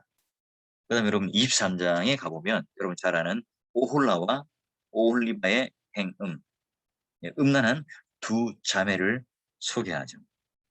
예, 그래서 더욱 심각해진 그 음란에 대한 이 판결, 예, 오홀리바가 받은 재판을 통해서 예, 어떤 심판을 당하는가. 이게 바로 이제 예루살렘 또는 이스라엘 백성들에 대한 죄에 대한 비유죠. 그리고 24장이 뭐예요? 녹슨 가마 비유. 녹슨 가마가 예루살렘의 어떤 그 모습을 이야기합니다. 피 흘린 성읍, 녹슨 가마 이런 것들을 통해서 예, 그 이스라엘 백성들의 음란, 또 배교, 우상숭배 이런 것들을 고발합니다. 그리고 24장 15절에 보면 에스겔의 아내가 죽어요. 근데 그 아내가 죽지만 슬퍼하지 말라라는 그 굉장히 역설적인 아이러니한 모습을 이야기합니다. 근데 25장부터가 이제 여러 왕들, 이제 그 열방의 그 열국들이죠. 암몬, 모압, 에돔, 셋, 그리고 26장까지 27장까지 뚜로, 그다음에 28장까지 이렇게 쭉 이어지고요. 그다음에 29장이 이제 애굽에 받을 심판입니다. 까지가 그렇습니다. 그리고 이제 32장까지가 쭉 그런 애굽에 관련된 이 심판에 대하여 쭉 나옵니다. 그리고 이제 33장부터가 이제 파수꾼으로서의 에스겔의 역할들을 어떻게 할 것인가. 자, 보여줘요. 그래서 이제 33장 마치 이제 하박국 선지자가 파수꾼으로서 하나님의 그런 임재하심에 대한 것들을 선포하고 알려주는 것처럼, 자, 그도 이제 그런 하나님께서 우리 가운데 임하신다는 것을 나팔을 불고 그들에게 이야기하고 경고해주는 그런 파수꾼의 역할들을 하게 됩니다. 그리고 이제 그는 이제 첫 번째로는 예루살렘이 함락된다는, 예루살렘이 바벨론에 의해서 이제 망한다는 그런 파수꾼으로서의 역할들을 하고요. 또 더불어 그들이 어떻게 돌아오고 돌이키게 되는가, 그런 것까지도 또 얘기를 해요. 그 안에 이제 뭐 잘못된 그런 소망을 가지고 낙관론을 가지고 있는 거짓 선지자들 출연하게 됩니다. 자, 그리고 34장에 보면 거짓 선지자들, 자기 이름만 취하는 그런 이스라엘의 목자들이 있었다는 것, 35장까지 이어지고요. 그 다음 36장에는 이스라엘이 받을 복에 대한 이야기가 쭉 나옵니다. 그리고 이제 37장 여러분 잘 알고 있는 마른 뼈들이 살아나는, 여호와께서 생기를 불어넣으신 그런 역사, 바로 오늘 이스라엘 백성들이 어떻게 그런 생기를 얻어서 또 유다와 이스라엘이 통일이 되어서 하나님 영원한 그 언약, 화평의 언약, 다윗의 언약, 모세의 언약을 이어가는 나라가 될 것인가 하는 것을 이야기해줘요. 그래서 앞절에는 이제 마른 뼈에 관한 한상, 이제 37장 뒤에는 그런 막대기가 하나가 되는 그런 그 연합 또는 통일에 대한 이야기가 나와요. 38장이 바로 그 복에 대한 그 멸망에 대한 얘기가 쭉 나오고요. 40장이 이제 중요하죠. 또 성읍, 땅 중에 본 성읍, 이 여호와의 영광이 다시 이제 회복해서 돌아오는 장면이 이제 40장부터입니다. 예, 그래서 예, 그런 하나님의 회복에 대한, 그래서 뭐 남쪽, 북쪽, 동쪽 그런 바깥들 그런 성전 관련된 쭉 얘기들을 길게 얘기합니다. 우리가 그냥 볼 때는 재미없고 낯설고 지루한 내용이겠지만 그 당시 때 있었던 대사장으로서 섬기고 있었던 그 에스겔 입장에서는요, 이 성전에 마치 사진을 찍듯이 눈에 그리면서 봤던 그 장면을 생각하면서 지금 이 성소에 대한 이야기를 쭉 이렇게 그림을 그리듯이 이야기를 하고 있는 거예요. 그리고 41장이 이제 성소, 지성도, 골방들. 그때는 이제 성전의 모습들이 이제 성막이라든지 솔로몬 성전과는 조금 다른 모습의 성전이었어요. 그래서 성전에 이제 기거할 수 있는 레위인들의 어떤 방들이 쭉 있었고요. 나중에 여러분 또 성경을 공부하면서 설교를 또 준비하면서 조금 더 그 당시 때 이제 성전의 어떤 식양들을 좀 살펴보시면 이런 모양이었구나 이렇게 알 수가 있을 거예요. 자, 그래서요 이제 42장이 이제 제사장의 방이고 43장이 바로 여호와께서 이제 어떻게 합니까? 성전에 들어오시는. 그래서 43장 이제 2절에 이렇게 되어 있죠. 이스라엘 하나님 영광이 동쪽에서부터 오는데 하나님의 음성이 많은 물소리가 땅은 그 영광으로 말미암아 빛나니. 예루살렘 안으로 들어오셨고 이제 성전 안으로 여호와께서 이제 들어오시는 장면이죠. 그리고 그 44장에 쭉 가면 여호와의 영광이 성전 안에 가득하고 레위 사람들이 이제 제사장 직분을 박탈해서 이제 다시 이 제사장들을 세우고 새롭게 거룩하고 성결된 구역으로 만들어서 새 시대 국가로 만들기로 해요. 그래서 45장에 보면 제비뽑기에서 땅을 새롭게 나눈 새로운 국가를 형성시키는 장면으로 이제 위해서죠. 그리고 46장이 바로 안식일과 초하루. 말하자면 우리가 이제 안식일, 새로운 날, 또 하나님께 오늘 드려지는 구별된 날을 재정비하고요. 또 이후에 47장이 여러분 잘 알고 있는 이 모든 것들이 이제 다 성결하게 되고 구비되었을 때 성전에서 나오는 물, 문지방에서부터 흘러나오는 물이 강이 되고 건너지 못할 강이 되고 그로 인해서 오늘 하나님께서 새로운 땅의 경계선을 분배하고 성전을 새롭게 하고 또 지파별로 다시 한번 땅의 기업의 분배를 새롭게 하고 성전이 정화되고 성전 안에서 진짜 그 은혜의 강물들이 흘러 넘쳐 나오는 장면으로 48장 끝내고요. 48장이 이제 그런 그 모든 이 지파들이 새롭게 경계와 땅을 분배받아서 이스라엘 땅이 새롭게 정리가 되어서 하나님의 그런 임재하시는 땅으로 만들어져가는 장면으로 48장까지 끝내요.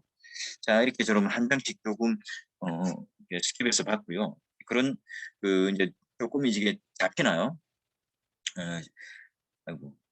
중요한 거는 에스겔서의 중요한 구조는 이제 성전을 중심으로 하나님의 영광이라고 하는 환상이라고 하는 것을 좀 모티브를 가지고 가요. 그래서 보시면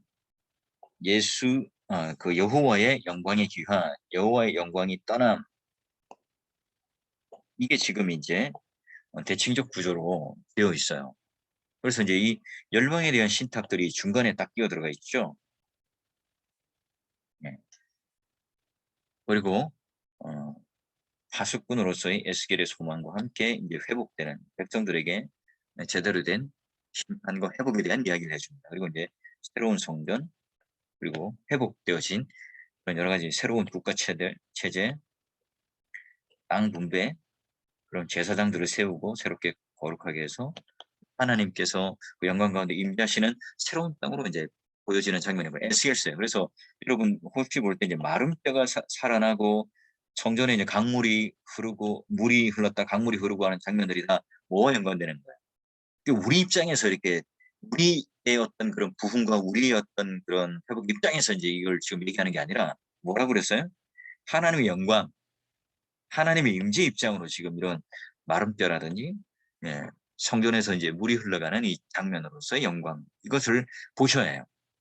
우리가 이제 그런 선지서를 공부에 따르면 그런 식으로 하나님을 주인공으로 놓고 하나님이 오늘 이와 같이 어떻게 이스라엘 땅을 회복시키는가, 그런 관점 속에서 함께 이렇게 여러분 보셔야 한다는 거죠. 자, 그래서 여러분 1장에서 24장까지는 신실하지 못한 이스라엘에 대한 심판에 관련된 얘기를 하죠. 그래서 5년에 소명을 받고 예루살렘 멸망을 보게 되고요. 6년에 이제 성전 떠나는 환상을 보게 됩니다. 그리고 예루살렘의 죄들이 어떤 것들이 있는지에 대해서 쭉 나열하죠. 자, 그리고 에스겔서 중간에 아까 봤던 것처럼 여러 열방들에 대한 심판의 이야기를 하게 되고요. 33장부터가 중요한 회복과 구원에 대한 얘기를 하면서요. 새 왕국의 건설 단계들이라고 하는 것들. 예루살렘이 포로가 잡혀가서 이게 빈 땅이 되고 또 이것이 다시 하나님 앞에 정화가 되어서 새로운 땅이 되고요. 이로 인해서 이제 이것을 바라보는 파수꾼의 역할로서 예수께의 소명이 있었고 우리가 아까 보았던 것처럼 모세나 다윗의 언약을 통해서 새롭게 갱신되어지는 성전과 제사단과 이런 모든 것들이 갱신되어지고 또 하나님과 우리 사이가 목자와 양이라는 이 개념을 다시 갱신시켜서 다시 하나님을 찾는 그런 은혜를 누리게 되고요. 그 회복된 예루살렘에 대한 환상과 함께 거룩한 성전 그리고 우리가 어떻게 이 땅에서 살 수 있을까? 거룩한 백성으로서 걸맞는 삶을 살 수 있을까에 대한 이야기입니다. 자, 그래서 주요 단락에 대한 이야기를 했고요. 그다음에 이런 그 영광에 관련된 바퀴의 이야기들은 어디에 나온다고요? 여러분 요한 계시록을 읽을 때 아주 중요한 모티브가 됩니다. 그래서 요한계시록을 읽을 때는 항상 에스겔, 다니엘서에 가서 이런 환상의 그림들을 보면서 가야 돼요. 그 다음에 출애굽기나 그런 이사야나 사무엘 같이 그런 언약 중심적으로 내용을 보셔야 되고요. 그 다음에 하나님의 환상에 관련된 이 내용도 함께 확인을 하셔야 합니다. 그리고 8장에서 11장까지는 그런 하나님의 영광에 대해서 이야기를 하는데 중요한 것은요. 하나님께서 떠나시는 이유가 뭐냐는 바로 성전 안뜰 입구에다가 우상을 세워놨네요. 그리고 성전 안뜰에서 장로 70명이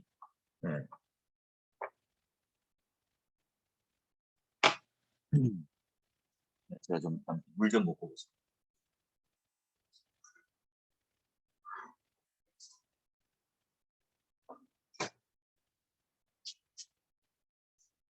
자, 장로 70명이 우상 숭배를 해요. 또 여호와의 전으로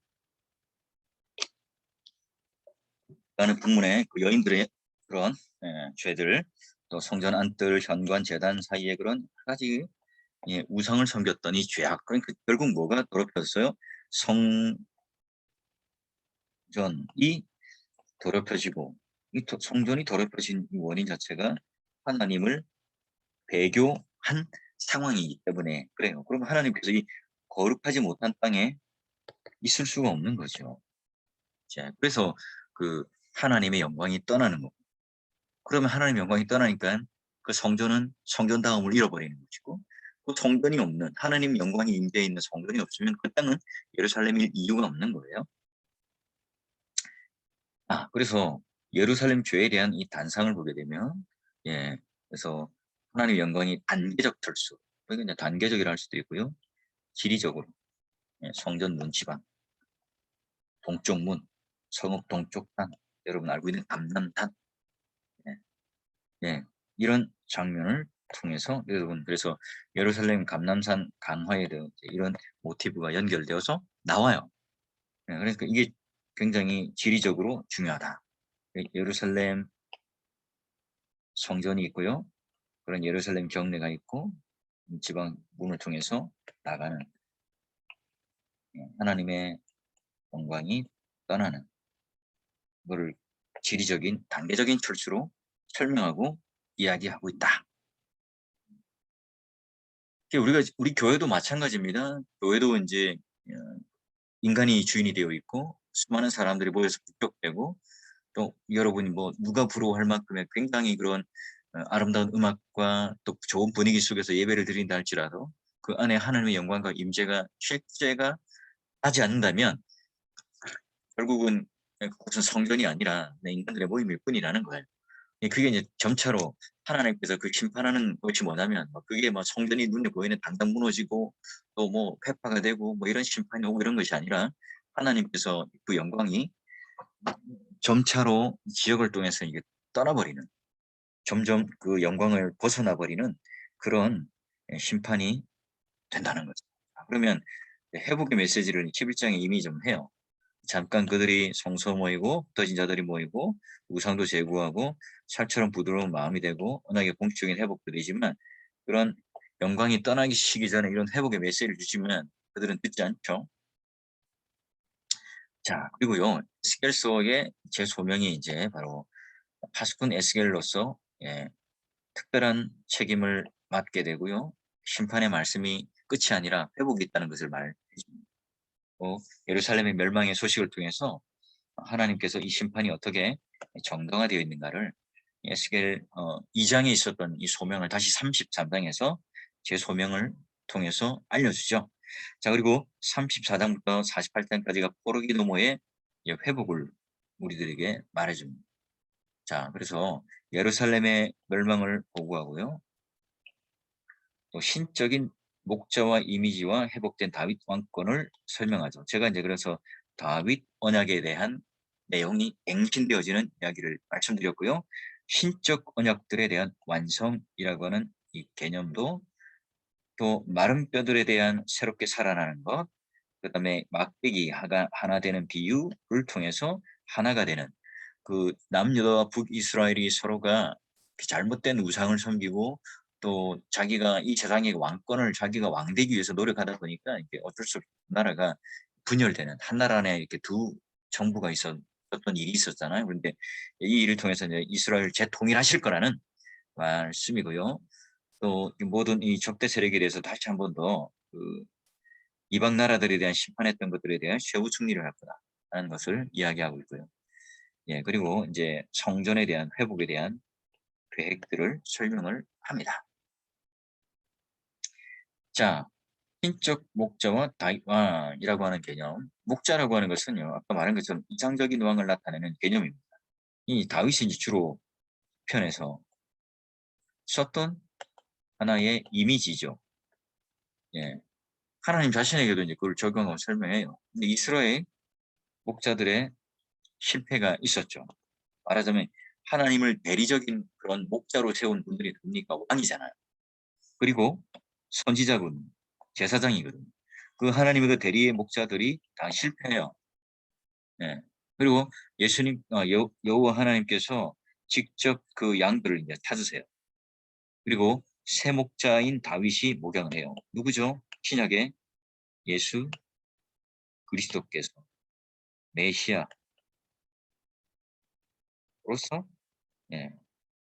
새로운 다윗의 왕으로서의 목양을 하게 됩니다. 자, 그리고 이제 36장부터 이제 이스라엘의 회복을 얘기하면서 중요한 게 뭐예요? 제의적인 오염과 정화. 그러니까 여러분 성전에 있었던 예배, 그 기물 또는 절기 이런 것들을 다 깨끗하게 정화를 해요. 그래서 여러분이 더럽혀진 이 땅이 다시 새롭게 회복되어지고 깨끗하게 되지고 다시 그걸 분별을 하게 되고, 또 하나님의 이름이 더럽혀졌지만 다시 하나님의 이름이 영광을 되찾고, 회복한다는 말은요, 결국은 그 땅이 이제 거룩하게 된다는 의미예요. 정화가 된다는 의미죠. 그리고 갱신된 구원으로서의 재창조와 새 언약에 대한 내용을 담고 있으면서 지금 바벨론 포로로 잡혀 있었던 이 이스라엘 백성들을 향해서 70년 후에 이루어질 이 일들에 대한 기대감을 갖게 하고 소망을 갖게 하고 약속을 붙들며 살게끔 해요. 자, 그래서 이런 언약들의 완성, 아브라함, 모세, 다윗, 새로운 언약, 그런 언약에 대한 새로운 형태, 이런 것들을 계속해서 그 언약 중심적으로 36장부터 쭉 이렇게 이어지는 내용들에 대한 이야기를 합니다. 자, 그리고 포로된 이스라엘의 어떤 재건 및 부흥에 대한 얘기를 하는데, 마른 뼈 계곡의 환상을 통해서 바로 하나님께서 어떻게 이스라엘 백성들을 새롭게 마른 뼈와 같은 생명이 없는 그들에게 생명을 불어넣는다. 통일 이스라엘 다시 회복해서 새 다윗 왕으로서, 또 다윗 왕의 그런 새로운 지도자로서 하나님 성소와 언약의 회복을 어떻게 이룰 것인가 하는 장면으로 회복의 메시지를 주죠. 근데 이게 단순하게 이제 우리가 그냥 우리가 힘들고 지쳐 있는데 그냥 이렇게 새로운 힘이 하나님께서 뭔가 이렇게 생기를 불어넣으셔서 우리가 회복됐다. 아니면 또 우리가 그냥 하나의 연합을 이루었다. 이런 개념 정도가 아니라 하나님께서 와서 완전히 새로운 존재 질서, 새로운 피조물로서 새로운 언약을 갱신하여서 우리와 함께 하시는 하나님으로 설명을 하고 있어요. 자, 그리고 33장부터 37장까지가 구원의 약속이 40장에서 48장까지 계속해서 이어져요. 자, 그래서 열방의 그런 심판에 대한 신탁이 구원의 신탁을 지연하게 되고요. 자, 그래서 옥이 매장당하고 이스라엘 뼈들은 오히려 살아나고, 예. 그래서 공마고 뭐 역사적인 지리적 이해와 종말론적인 이해의 어떤 두 가지 의미가 실제로 있었다. 아니면 그냥 종말론적으로 그냥 하나의 상징적인 의미다. 이렇게 얘기를 하는데요. 두 가지 해석이 이제 뭐 어떤 것이 옳으냐, 예, 뭐 크게 우리가 이 해석을 하는 데서는 크게 뭐 무리는 없어요.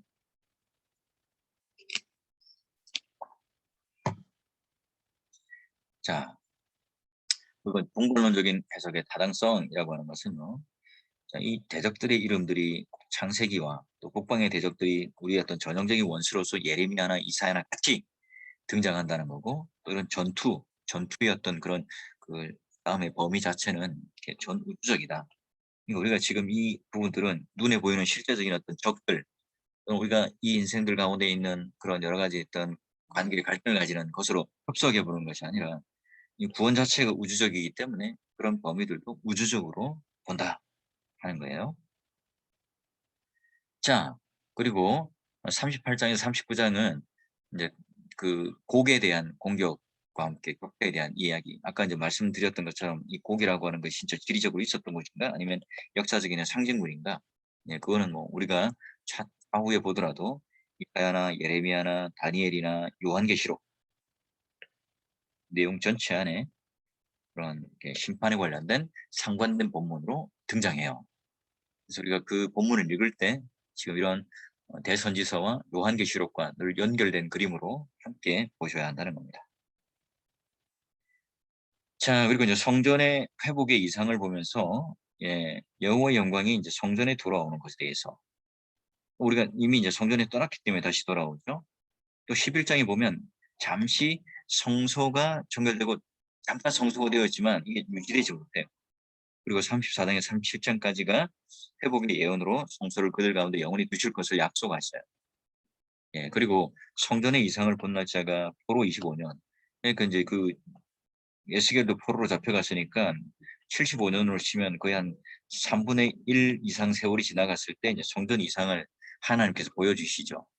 그래서 이제 모세로 또는 다윗으로의 언약으로서의 모습들을 갱신하고 보여주시는 거죠. 자, 그러면 성전 이상의 의미는 뭐냐? 지금 우리가 다시 한번 말씀드리지만 이 내용은 누구에게 쓰는 거죠? 예, 에스겔 자신도 지금 뭐라고 그랬어요? 포로였죠. 에스겔도 지금 포로였습니다. 바벨론 포로로 잡혀있는 자들에게 귀환에 대한 기대와 소망을 줘요. 근데 이 귀환에 대한 소망이 당장이 아니죠.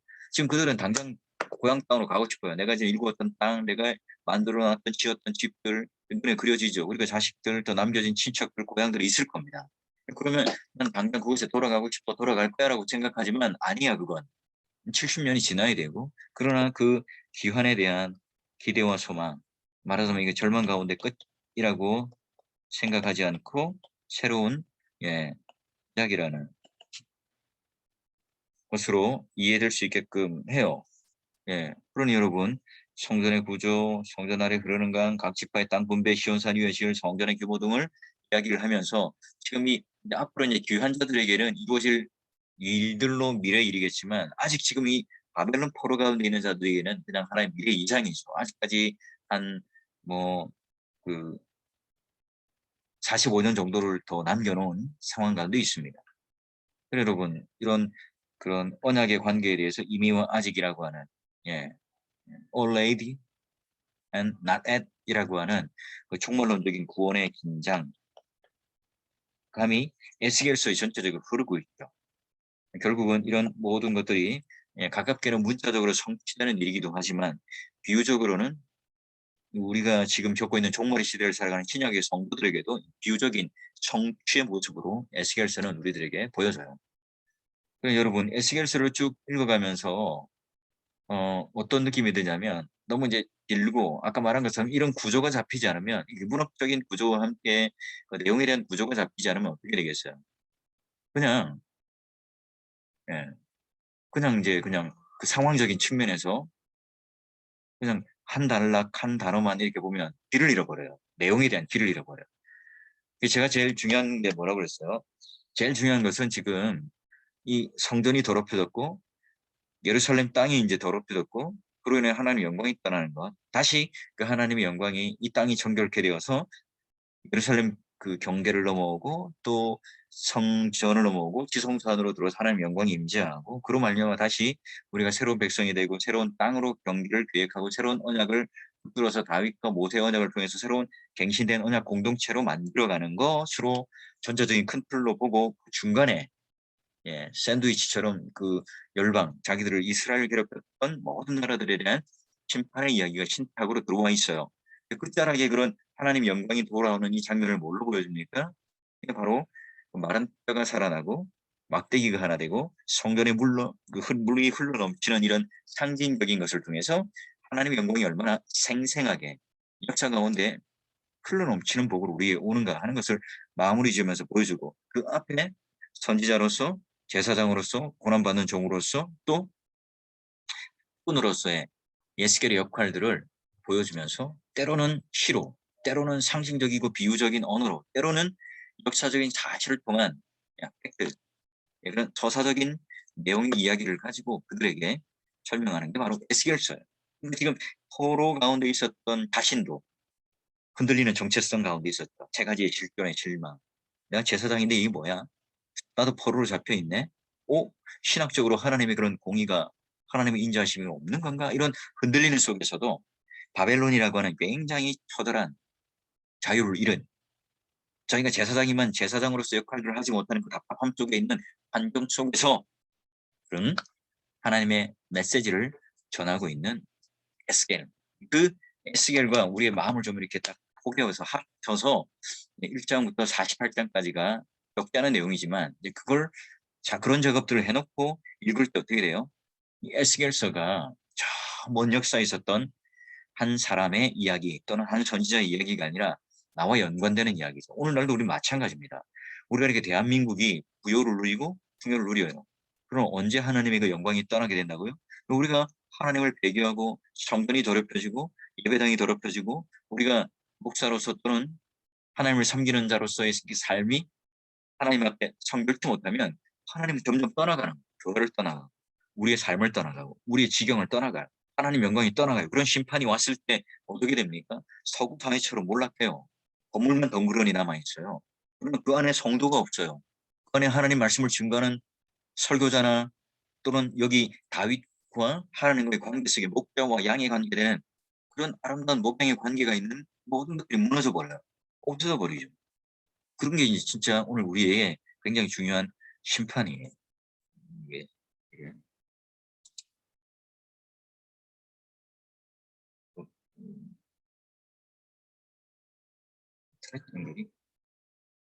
여러분 지금 화면이 잘 안 보이나요? 그 PPT가 없어졌나요? 나오나요? 안 나오나요? 성전이 이제 다시 나옵니다. 여기에 멈춰 있습니다. 다시 나와요? 나만 안 나오나? 오늘 왜 이렇게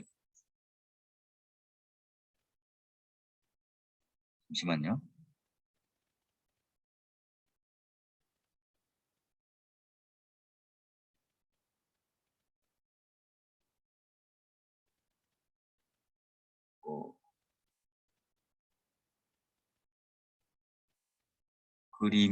그 이미지가 나오나요? 잠시만요. 좀 공유를 해봅시다.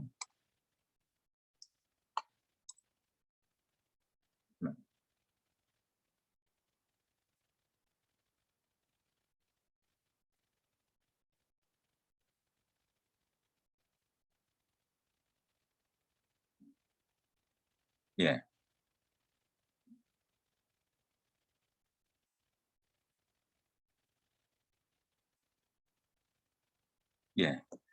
그래서 이제 그런 이미지들을 이제 봐야 되고요. 큰일 났네. 지금도 못 나가겠네. 빨리 가야 되겠다. 그래서 40장에서 48장까지는 그런 이상의 성취 단계들을 종말론적인 관점에서 보고 있습니다. 그래서 여러분 요한복음이라든지 학개서라든지 또 고린도전서라든지 이런 성취의 개념들을 가지고 함께 보셔야 하겠고요. 자, 그리고 에스겔서의 신학적 메시지는 뭐냐? 예, 그래서 열방들의 어떤 그런 정서와 운명을 주관하시는 분도 하나님이시다. 예, 그래서 하나님에 대한 그런 주권을 설명을 하고요. 그 다음에 내가 여호와인 줄 너희들이 그들이 아니라 20장 44절이 굉장히 중요한, 그래서 하나님의 영광과 하나님 되심에 대한 이야기가 아주 중요한 얘기고요. 그래서 하나님의 자기 현식, 자신의 이름을 위해서 이스라엘을 구원, 그러니까 하나님의 영광과 하나님의 명예를 위해서 하나님께서 우리를 구원해 주시는 그런 내용이고요. 벙어리 에스겔, 그러니까 말 못하는 내용을 통해서 예, 그 답답함을 이야기해 주시고요. 그다음에 8장부터 11장이 죄로 인하여 멸망하지만 부정과 오염이 있지만 그 땅을 다시 부정하게 되지만 여호와 이름이 더럽혀지게 됩니다. 그러나 하나님의 심판이 있고요. 개의적인 정결이 와요. 심판의 결과를 통해서 다시 우리는 맑은 물로 새 영이 주어지고 하나님 이름이 거룩하게 되고요. 예, 그래서 우리는 성령을 소유하는 하나님 뜻을 행하고자 하는 사람으로 새롭게 거듭나게 됩니다. 자, 그리고 구원과 회복의 변형에 대한 새 시대의 소망은 뭐냐면 하나님 언약 관계를 새롭게 재개를 해서 아브라함, 모세, 다윗의 언약을, 그리고 이스라엘이 이 땅으로 다시 오게 되고 그 땅이 이제 다시 정결케 되고 백절에 대한 최종적인 승리를 경험하게 됩니다. 다윗 언약에 대한 갱신은 바로 통일 왕국으로서 목자와 양의 인도로서, 그다음에 성전에서 예배가 새롭게 되고요. 이 모든 것들이 다 예수 그리스도로 성취되는 것으로 목자와 양의 관계로 설명하고요.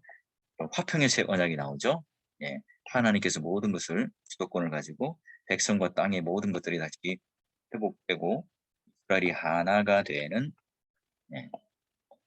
그리고 치료와 회복과 변형이 보여지는 언약이고, 하나님의 임재, 영광의 떠남과 영광의 귀환을 통해서 하나님의 임재가 무엇인지를 보여줍니다. 에스겔에서는 왕이신 하나님께서 계속적으로 임재를 하셔서 바벨론에서는 하나님이 없는 게 아니죠. 바벨론에서도 에스겔을 통해서 하수꾼 삼으시고 동일하게 선지자로서 역할들을 하게끔 합니다. 그리고 새롭게 곧 돌아오는 이 땅에서도요, 오래된 이 땅에서도 성전의 임재를 맛보게 하나님께서는 하세요. 자, 갱신된 그런, 여기 갱신이라고 하는 것은 언약 또는 죄로부터 이제 깨끗하게 되는 것이죠. 새로운 다윗의 지도자가 나타날 것이고요. 새 성전에 대한 하나님의 임재, 높은 산 위에 거룩한 산, 그리고 시온에 거하는 피조물의 왕이신 여호와 하나님을 새 성전에 임재하는 하나님으로 그려냅니다. 자, 여기까지가 이제 여러분 제가 이제 그 성경 한 절씩 하고 그다음에 구조를 다양한 어떤 시각을 통해서 여러분 열어주었습니다. 간단하게는 이제 두 가지 구조를 봤고, 이 책에 또 표현하는 것처럼 문학적 구조를 이렇게 일단 쭉 보기도 했고, 우리가 한 장씩 살펴보면서 그 안에 내용도 봤고요. 또 주제별로 하나님의 영광, 하나님의 임재, 또는 뭐 이제 성결케 하는 것, 이런 또 언약적 관계, 또는 에스겔이 가지고 있는 그런 권한받는 종과 또 선지자와 제사장과 여러 가지 모습을 통해서 다양하게 지금 우리는 에스겔서를 이제 살펴봤거든요. 자, 여러분 이제 여기까지 오늘 이제 수업을 진행을 했고요. 자, 이제 여러분 지금부터 이제 질문을 좀 받겠습니다. 오늘 수업한 것에 대해서 질문할 게 있으면 질문을 해주시길 바랍니다. 너무 이제 빨리 가가지고 이게 뭐 잘 눈에 안 들어올 수도 있는데요. 지금 제가 이제 여러분하고 이제 하나씩 뭐 이렇게 주회를 하는 시간들은 아니기 때문에 어떻게 우리가 이제 말하자면 그 스트럭처, 구조를 보고 우리가 어떻게 이제 선지서를 설교를 시작하고 공부를 하고 또 우리가 읽어 나갈 것인가에 대한 이 준비를 하는 과정에 대한 것을 여러분과 함께 말하자면 이제 소개를 해주는 게 바로 이 선지서 개론의 목적이에요. 그러니까 우리 교수님이 왜 이렇게 그냥 빨리 넘어갈까 하나 꼼꼼히 이렇게 설명해 주는데 그럼 시간이 너무 많이 걸려요. 지금 저는 이제 강의 준비를 위해서 이런 것들 구조를 만드는데 시간이 걸리겠죠. 근데 이제 여러분한테 설명하고 그냥 대충이 아니고 그냥 이렇게 너무 빨리 넘어가는 것은 여러분들도 이제 여러분 나름대로의 정리가 필요해요. 이런 학자들 또는 이런 개론서 책들을 읽고 큰 틀 안에서 여러분들이 하나씩 이렇게 맞춰보는 거예요. 그 여러분이 나중에 이 설교를 하거나 또는 성경을 읽을 때 이제 누군가의 어떤 학설 또 누군가가 했던 말들을 그대로 인용하는 것이 아니라 이 전체적인 맥락에 대한 그런 그 구조들은 내가 이렇게 도움을 받지만 그러나 나에게 주시는 하나님께서 주시는 그런 깨달음과 영감 이런 것들이 오늘 나에게 어떤 시각으로 나는 이걸 볼 것인가. 지금 내가 오늘날 우리의 교회의 문제들을 내가 다루고 싶고 또 적용하고 싶다. 이러면 어떻게 돼요? 그럼 나도 에스겔로서 나는 정상적인 파수꾼의 역할을 하고 있는가? 그런 선지자 역할을 하고 있는가? 오늘 그런 모세의 언약과 다윗의 언약이 제대로 오늘 선포되어질 수 있도록 마치 오늘 우리 한국 교회가 이런 하나님의 영광과 임재가 떠나는 것에 대하여는 전혀 이렇게 우리가 무감각한 채, 예, 자꾸 이제 오늘날 우리가 가지고 있는 다른 성전의 개념을 가지고 하나님이 없는 성전이 무의미한 것에 대한 것을 모른 채 우리가 똑같이 이렇게 하고 있지 않은가 이런 것들에 대한 내가 이제 고민을 가지고 있다면 철저하게 어떤 개념을 가지고 오겠어요? 그런 오늘 한국 교회나 우리 교회가 그런 하나님 영광과 임재가 떠나지 않는 방법론으로서 에스겔을 볼 수 있겠죠. 그럼 그때 당시에 성전 안에까지 들고 들어왔던 이 우상들, 그들이 함께 섬겼던 혼합주의들 이런 것들이 오늘 우리 안에 있는 것은 없는가? 그럼 우리가 지금 만약에 이런 바람뼈와 같은 그 인생 가운데 있다면 우리가 할 수 있는 게 과연 뭔가? 우리가 할 수 있는 건 없죠. 하나님께서 오셔서 우리에게 생기를 주셔야 하거든요. 하나님께 성전 가운데 오셔서 그 흘러가는 이 방수처럼 그 은혜를 우리에게 허락하여 주실 때 이 일들이 가능하죠. 뭔가 우리가 으쌰으쌰 한다고 또 우리가 무슨 지혜를 가지고 방법론적으로 또 우리가 할 수 있는 여러 가지 프로그램을 도입한다고 단기간에 해결되는 것들이 아니라는 거예요. 결국은 오늘 우리의 싸움은 바로 하나님 되심. 바로 너희들 말하는 하나님 여호와가 바로 나로다라고 하는 것에 대한 이 정확한 깨달음이 있을 때 그 성전과 예루살렘에 대한 다른 정체성을 가지고 오늘 이 바벨론 땅을 우리는 살아가지만 바벨론 포로로 우리는 잡혀 있는 것처럼 이 땅을 살아가고 있지만 그러나 그 약속의 말씀들을 잊어버리지 않고 놓지 않고 붙들고 살아갈 수 있는 존재가 되는 거죠. 자, 여러분 뭐 이렇게 이제 질문들을 한번 해보실래요? 교수님, 죄송합니다. 예. 네, 아까 질문이 있었는데요. 많은 선지자들이 사실은 종말론적인 예언을 말하지 않습니까? 예? 근데 특별히 요한이 그럼 계시록을 쓸 때 예. 에스겔이나 다니엘을 참조한 이유가 있었을까요? 예. 지금 이제 왜냐면 이제 다니엘이나 에스겔서나 그런 이제 구약의 대선지서체가 그런 인문학적인 상징을 가지고 이제 얘기를 했었잖아요. 아까 말한 것처럼 바벨론 포로나 또는 바벨론의 압제수 때문에 그런 것들을 비유로 한 상징으로 풀었을 수밖에 없었어요. 그리고 요한도 마찬가지로 로마에 지금 이제 어디 유배 잡혀서 암모섬이라고 하는 것에 그런 이제 잡혀가지고 있단 말이죠. 그 가운데 오늘 하나님의 영광이 우리 가운데 임재와 또 하나님께서 오늘 우리에게 환상을 보여주셔서 말씀해줘요. 근데 그 당시 그러면 로마가 오늘 우리 적이라고 보면 로마를 로마라고 쓸 수 있겠어요. 그러니까 이제 바벨론이라는 표현을 썼을 거고 그리고 그 당시 때 그런 에스겔이나 다니엘이 썼던 그 문학적인 양식 그런 뭐 네 바퀴와 네 생물의 비유 이런 것들을 들고 와서 오늘 하나님께서 오늘 우리 가운데 어떻게 약속하셔서 결국은 바로 이제 바벨론의 압제 속에 있었지만 그 압제를 벗어나서 이스라엘 땅으로 회복되어지는 놀라운 은혜로운 공동체를 새롭게 거듭난 것처럼 언약을 저버리지 않는 하나님은 우리 하나님이셨던 것처럼 우리가 지금 로마의 압제 속에 있고 우리가 지금 풀무불 속에 살아가지만 사랑하는 친구들이 5년 경기장에서 김충희 지켜 죽고 또 화형당하고 물속에 이렇게 돌을 메어서 물속에 빠뜨리는 그런 여러 가지 심판을 당하고 있지만 우리는 그것으로 인해서 좌절하거나 멸망하거나 끝나는 것이 아니라 그런 그 과거의 묵지 문학, 상징적인 문학과 그런 선지서의 내용들을 가지고 똑같이 이야기해 줌으로 말미암아 그 당시 때 예수를 믿는 또 유대인이었던 그런 사람들이 또 구약의 성경을 익히 알고 있는 사람들이 보면서 엄청난 위로를 받았겠죠. 그러나 로마나 이런 앞잡이들이나 그런 압제를 하고 있었던 사람들은 이게 이제 비유이기 때문에 정확한 깨달음은 없었을 거예요.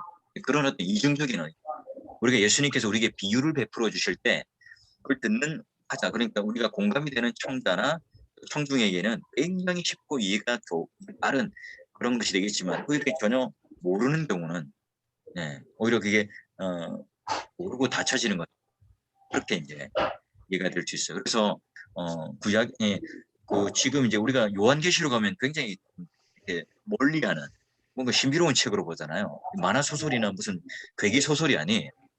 오히려 여러분 다니엘이나 에스겔이나 뭐 예를 들면 구약의 선지서를 쭉 보고 요한계시록이면 이거 여기 나왔던 내용 아니야? 이 표현 아니야? 연결되면서요.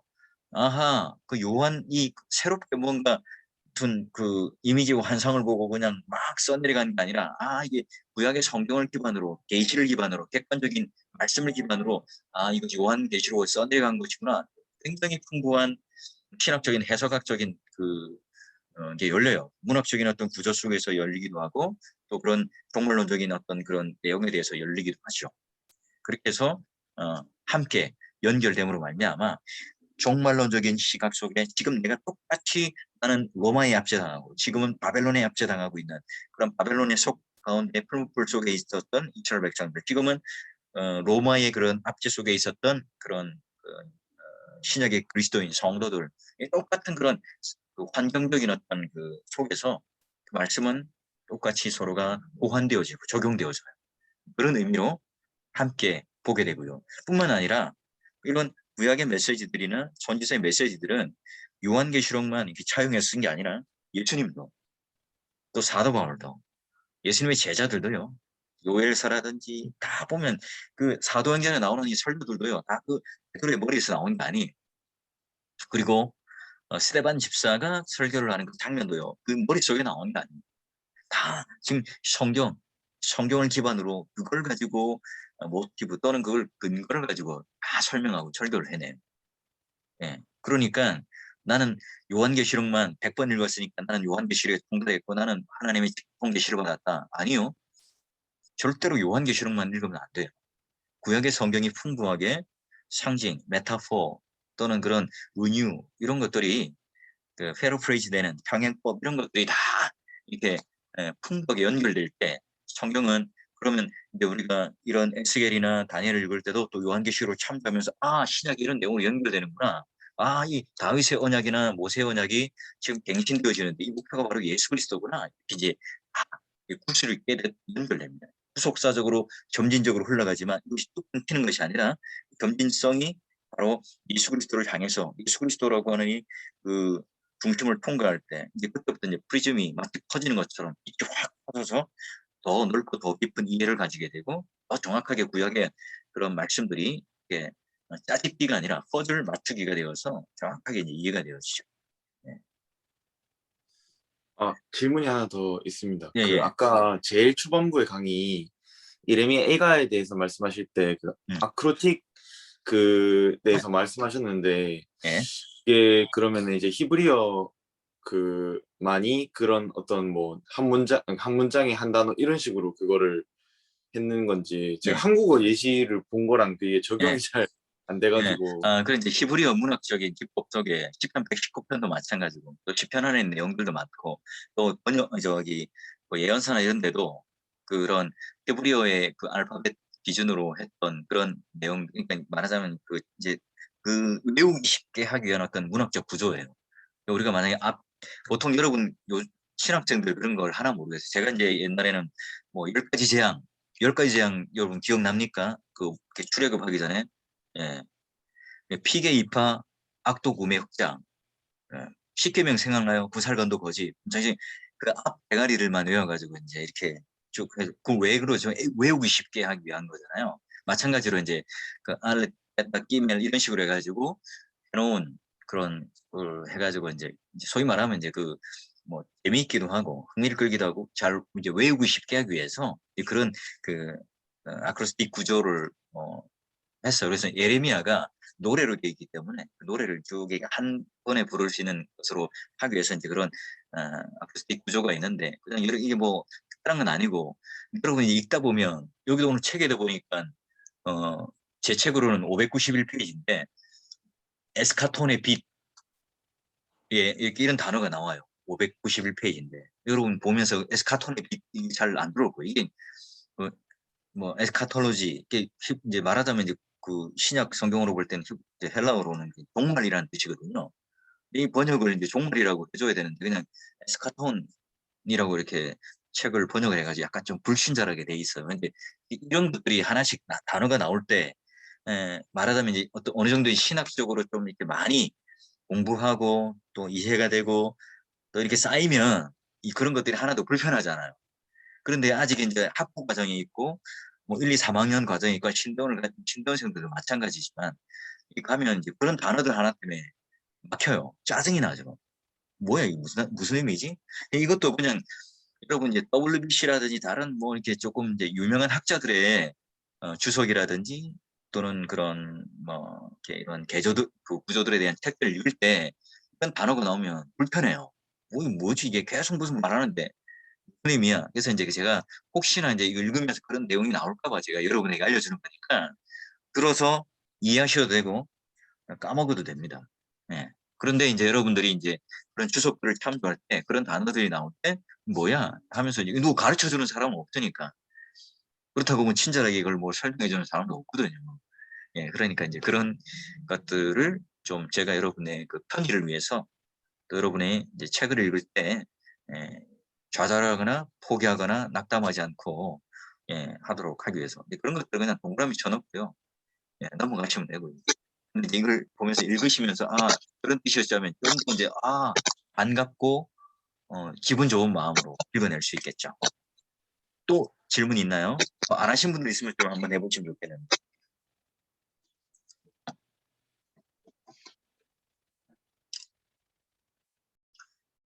혹시 아까 그 PCR 검사를 받으러 간다는 전도사님이 점원교회신가 모르겠네.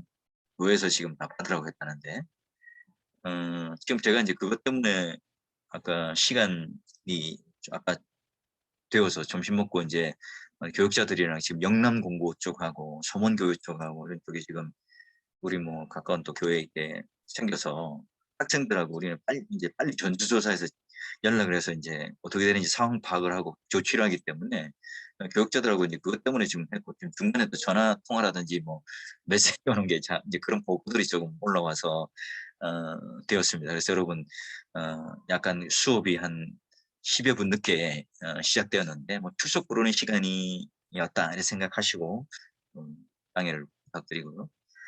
코로나19 시대라 가지고 지금 어떻게 어디서 뭐 될지를 잘 몰라 가지고 하여튼 늘 긴장 속에 있습니다. 예. 또 다른 뭐 질문하실 거 있으세요?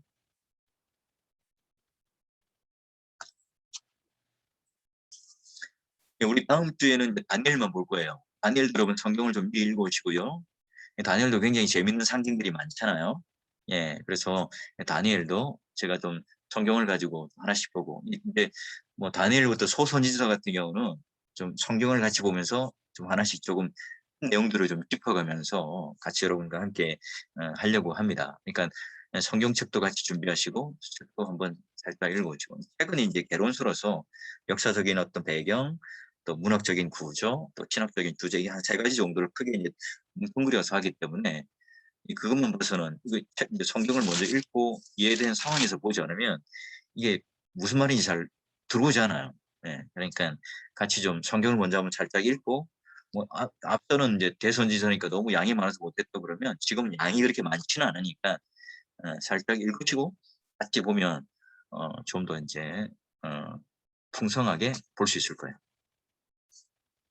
뭐 다른 또 질문이 있나요? 여러분 그 숙제 그 과제를 하실 때 아까 제가 초기에 말씀드렸지만 예를 들면 내가 이런 구조나 또 역사적 배경이나 신학적인 구조에 대한 일단 그 구조들을 처음에 이제 설교문 말고 하실 때도 한두 권 정도 아까 그 각주를 달아서 나는 이 책, 이 책 두 권 정도를 참조해서 이런 거를 적는 거에 대해서 이 각주를 좀 달아서 내리면 좀 더 이제 좋은 페이퍼가 될 거거든요. 설교도 마찬가지예요. 어떤 설교도 여러분 저도 이제 설교문을 만들면 예화나 아니면 또 이 어떤 내용의 인용 부분 같은 경우는 설교 시간에 뭐 다 일일이 다 말할 수는 없잖아요. 그래서 각주를 달아서 설교문 안에도 그렇게 해놓습니다.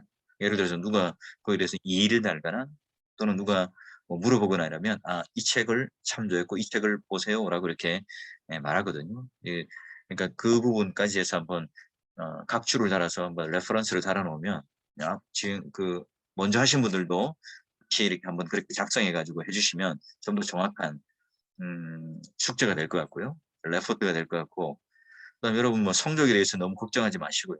예. 일단 제가 뭐 줄 수 있는 범위와 재량 안에서는 최대한 여러분을 배려할 생각입니다. 예, 또 만학도가 계시고 또 여러분 신학을 하면서 이제 동료와 또 성취감과 기쁨을 누려야 되는데 예, 겁나게 열심히 했는데 나의 기대와는 너무 이제 상반되게 점수를 받았을 때 이제 낙담을 하고 이제 학교를 그만두는 분도 계시더라고요. 네. 네, 그런 결과가 일어나지 않도록 저도 뭐 제 나름대로의 최선을 다하는데 여러분들도 이 상응하는 최선을 좀 다해 주시면 좋겠고 아무래도 이 선지서라고 하는 이 딱딱한 부분이지만 중간에 보니까 너무 책도 두껍고 뭐 어려운 말도 나오고 보니까 이제 뭐 추강 신청을 포기한 분도 계시더라고. 근데 여러분 해보니까 어렵지는 않죠. 이제 학자라고 하는 분들은 쉬운 내용을 어려운 말을 써서 어렵게 써서 그래요. 사실은 이제 제가 그냥 아까 한 것처럼 한 장 한 장 살펴보면서 그런 특징들을 살펴보고 계속 반복. 이 사람, 이제 제가 지금 여러분 본 거는 한 대여섯 분의 학자들이 가지고 있는 구조들을 제가 이제 여러분에게 소개했거든요. 그러니까 뭐가 겹치는 게 있죠. 반복되는 것 같은데 겹치는 게 있잖아요. 딱 다 똑같아요. 하나님 영광과 성전이라는 개념은 다 똑같아요. 그게 딱 겹쳐요. 뭐 나머지는 조금 이제 장별 구별도 있고 주제적인 어떤 구별도 있고 강조점은 조금씩 다르지만 어차피 딱 그러니까 책을 한 두세 권만 딱 보면 이게 지금 강조점이구나. 이걸 해서 지금 이런 문맥으로 흘러가는 거구나. 이렇게 이해가 돼요.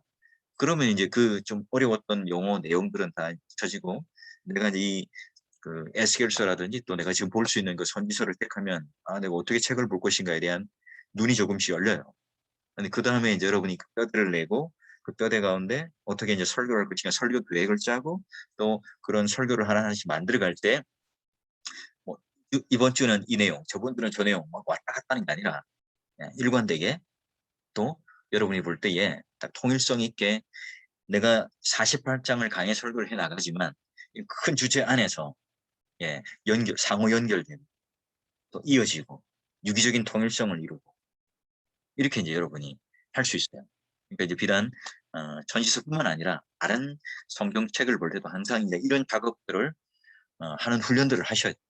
이런 훈련들을 하셔서 계획적으로 예를 들면 biblical preaching라는 성경 강의 연속 설교를 해나간다면 그런 방법론으로 연구를 하셔서 또 본문을 정리하고 이해하고 가야 되고요. 근데 그 해석학적인 질문들을 던지는 것들은 여러분의 몫이고 그 답을 만들어가는 것은 이제 그다음 이제 세부적인 주석책들과 또 연구된 것들을 보고 또 내가 또 묵상을 하고 기도하고 하나님께 묻는 것으로 그 나머지 간격은 메워가야 합니다. 또 다른 질문 있나요?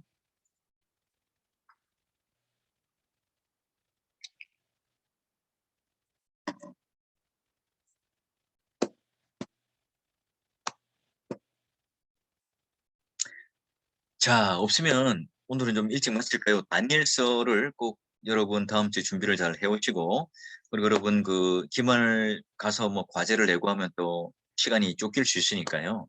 그런 것들을 좀 잘 해서 하시면 좋겠고요.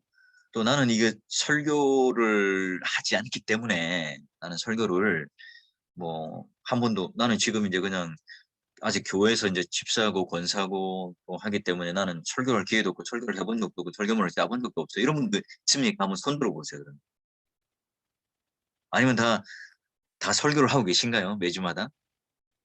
아니면 내가 매주마다 설교를 못 하고 있고 늘 그냥 목사님 말씀 듣고 그냥 배우고 있는 입장이지 아직 내가 설교문을 한 번도 작성해 보지 못한 사람 한번 손 들어보세요.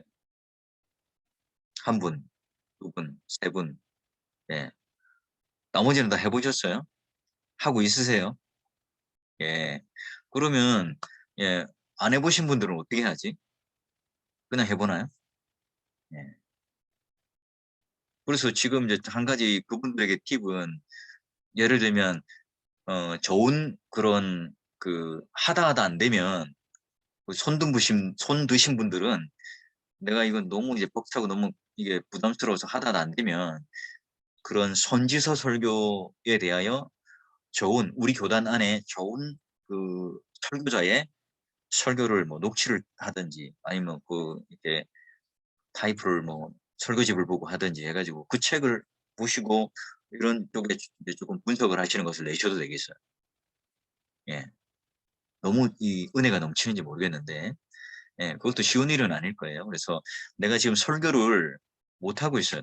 근데 그렇다고 여러분 교회 담임 목사님 거를 뭐 선지서 하나를 해가지고 비평하거나 까거나 이러면 혹시나 예, 알게 되면 교회 쫓겨날 수 있으니까 예, 그 교회 담임 목사님 걸로는 하지 말고 예, 여러분이 알고 있는 익히 우리가 알고 있는 그런 목사님의 선지서 관련된 설교가 정말 우리 학우들한테 한번 소개해주고 싶다 뭐 이런 설교들이 있다면 예, 그런 마음을 가지고 한번 해주셨으면 좋겠고 그다음에 마지막 우리 기말고사 전에 우리 수업이 끝나가지고 한두 주 정도 여유가 있으면 예, 그런 것들을 한번 발표해보는 설교해보는 시간을 가졌으면 좋겠고요. 예, 됐나요? 그래서 저한테 아까 과제를 보내실 때 아까 그렇게 말씀하세요. 저는 이제 교회에서 아직 부서를 맡거나 설교를 하고 있지 않기 때문에 저는 오히려 이런 개요에 대한 것을 하고 이것에 잘 맞게끔 또 잘 된 이 설교문을 이렇게 어, 해가지고 소개시켜서 간단한 평가와 함께 이렇게 하시면 어, 되겠습니다. 예. 그러면 이제 조금 더 부담에서 벗어났나요? 예.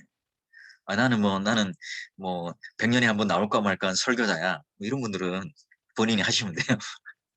나는 뭐 한 세기에 나올까 말까 한 설교자로서 나는 이제 설교하는 데는 뭐 너무 부담이 없어. 이런 분들은 하셔도 돼요. 마음대로 하시면 됩니다. 그럼 제가 이제 여러 가지 이제 방법론 또 여러 가지 어떤 선택할 수 있는 것들을 여러분에게 알려줬으니까요. 그렇게 선택해서 하시면 되겠고요. 자, 그러면 더 이상 질문이 없으시죠? 네, 질문이 없으시면 다음 주에 또 뵙도록 할게요. 네, 코로나에 여러분 걸리지 않고 안전하게 마스크 잘 쓰고 다니시고 언제 우리 기말고사나 다른 때라도 한번 대면을 하고 한번 차 한잔 했으면 참 좋겠다는 생각이 드는데요. 뭐 안 되면 이제 저희 교회로 좀 초청을 해서 제가 이렇게 차 대접을 이렇게 뭐 하든지 어, 하도록 하겠습니다. 그래서 뭐 안 되면 우리 교회에서 이제 뭐 간단히 기말고사 뭐 여러분 고 같이 제가 차를 대접할 수 있는 시간이 될 수 있으면 집합 금지가 풀려야 되겠죠. 예, 이건 할 수 있도록 하고요. 자, 여러분 그럼 한 주간 또 수고하시고 또 다음 주에 우리 다니엘서로 예, 찾아뵙도록 하겠습니다. 여러분 오늘도 수고하셨고 우리 다음 주에 우리 뵙도록 하겠습니다. 우리 손 흔들면서 함께 마무리 지을까요?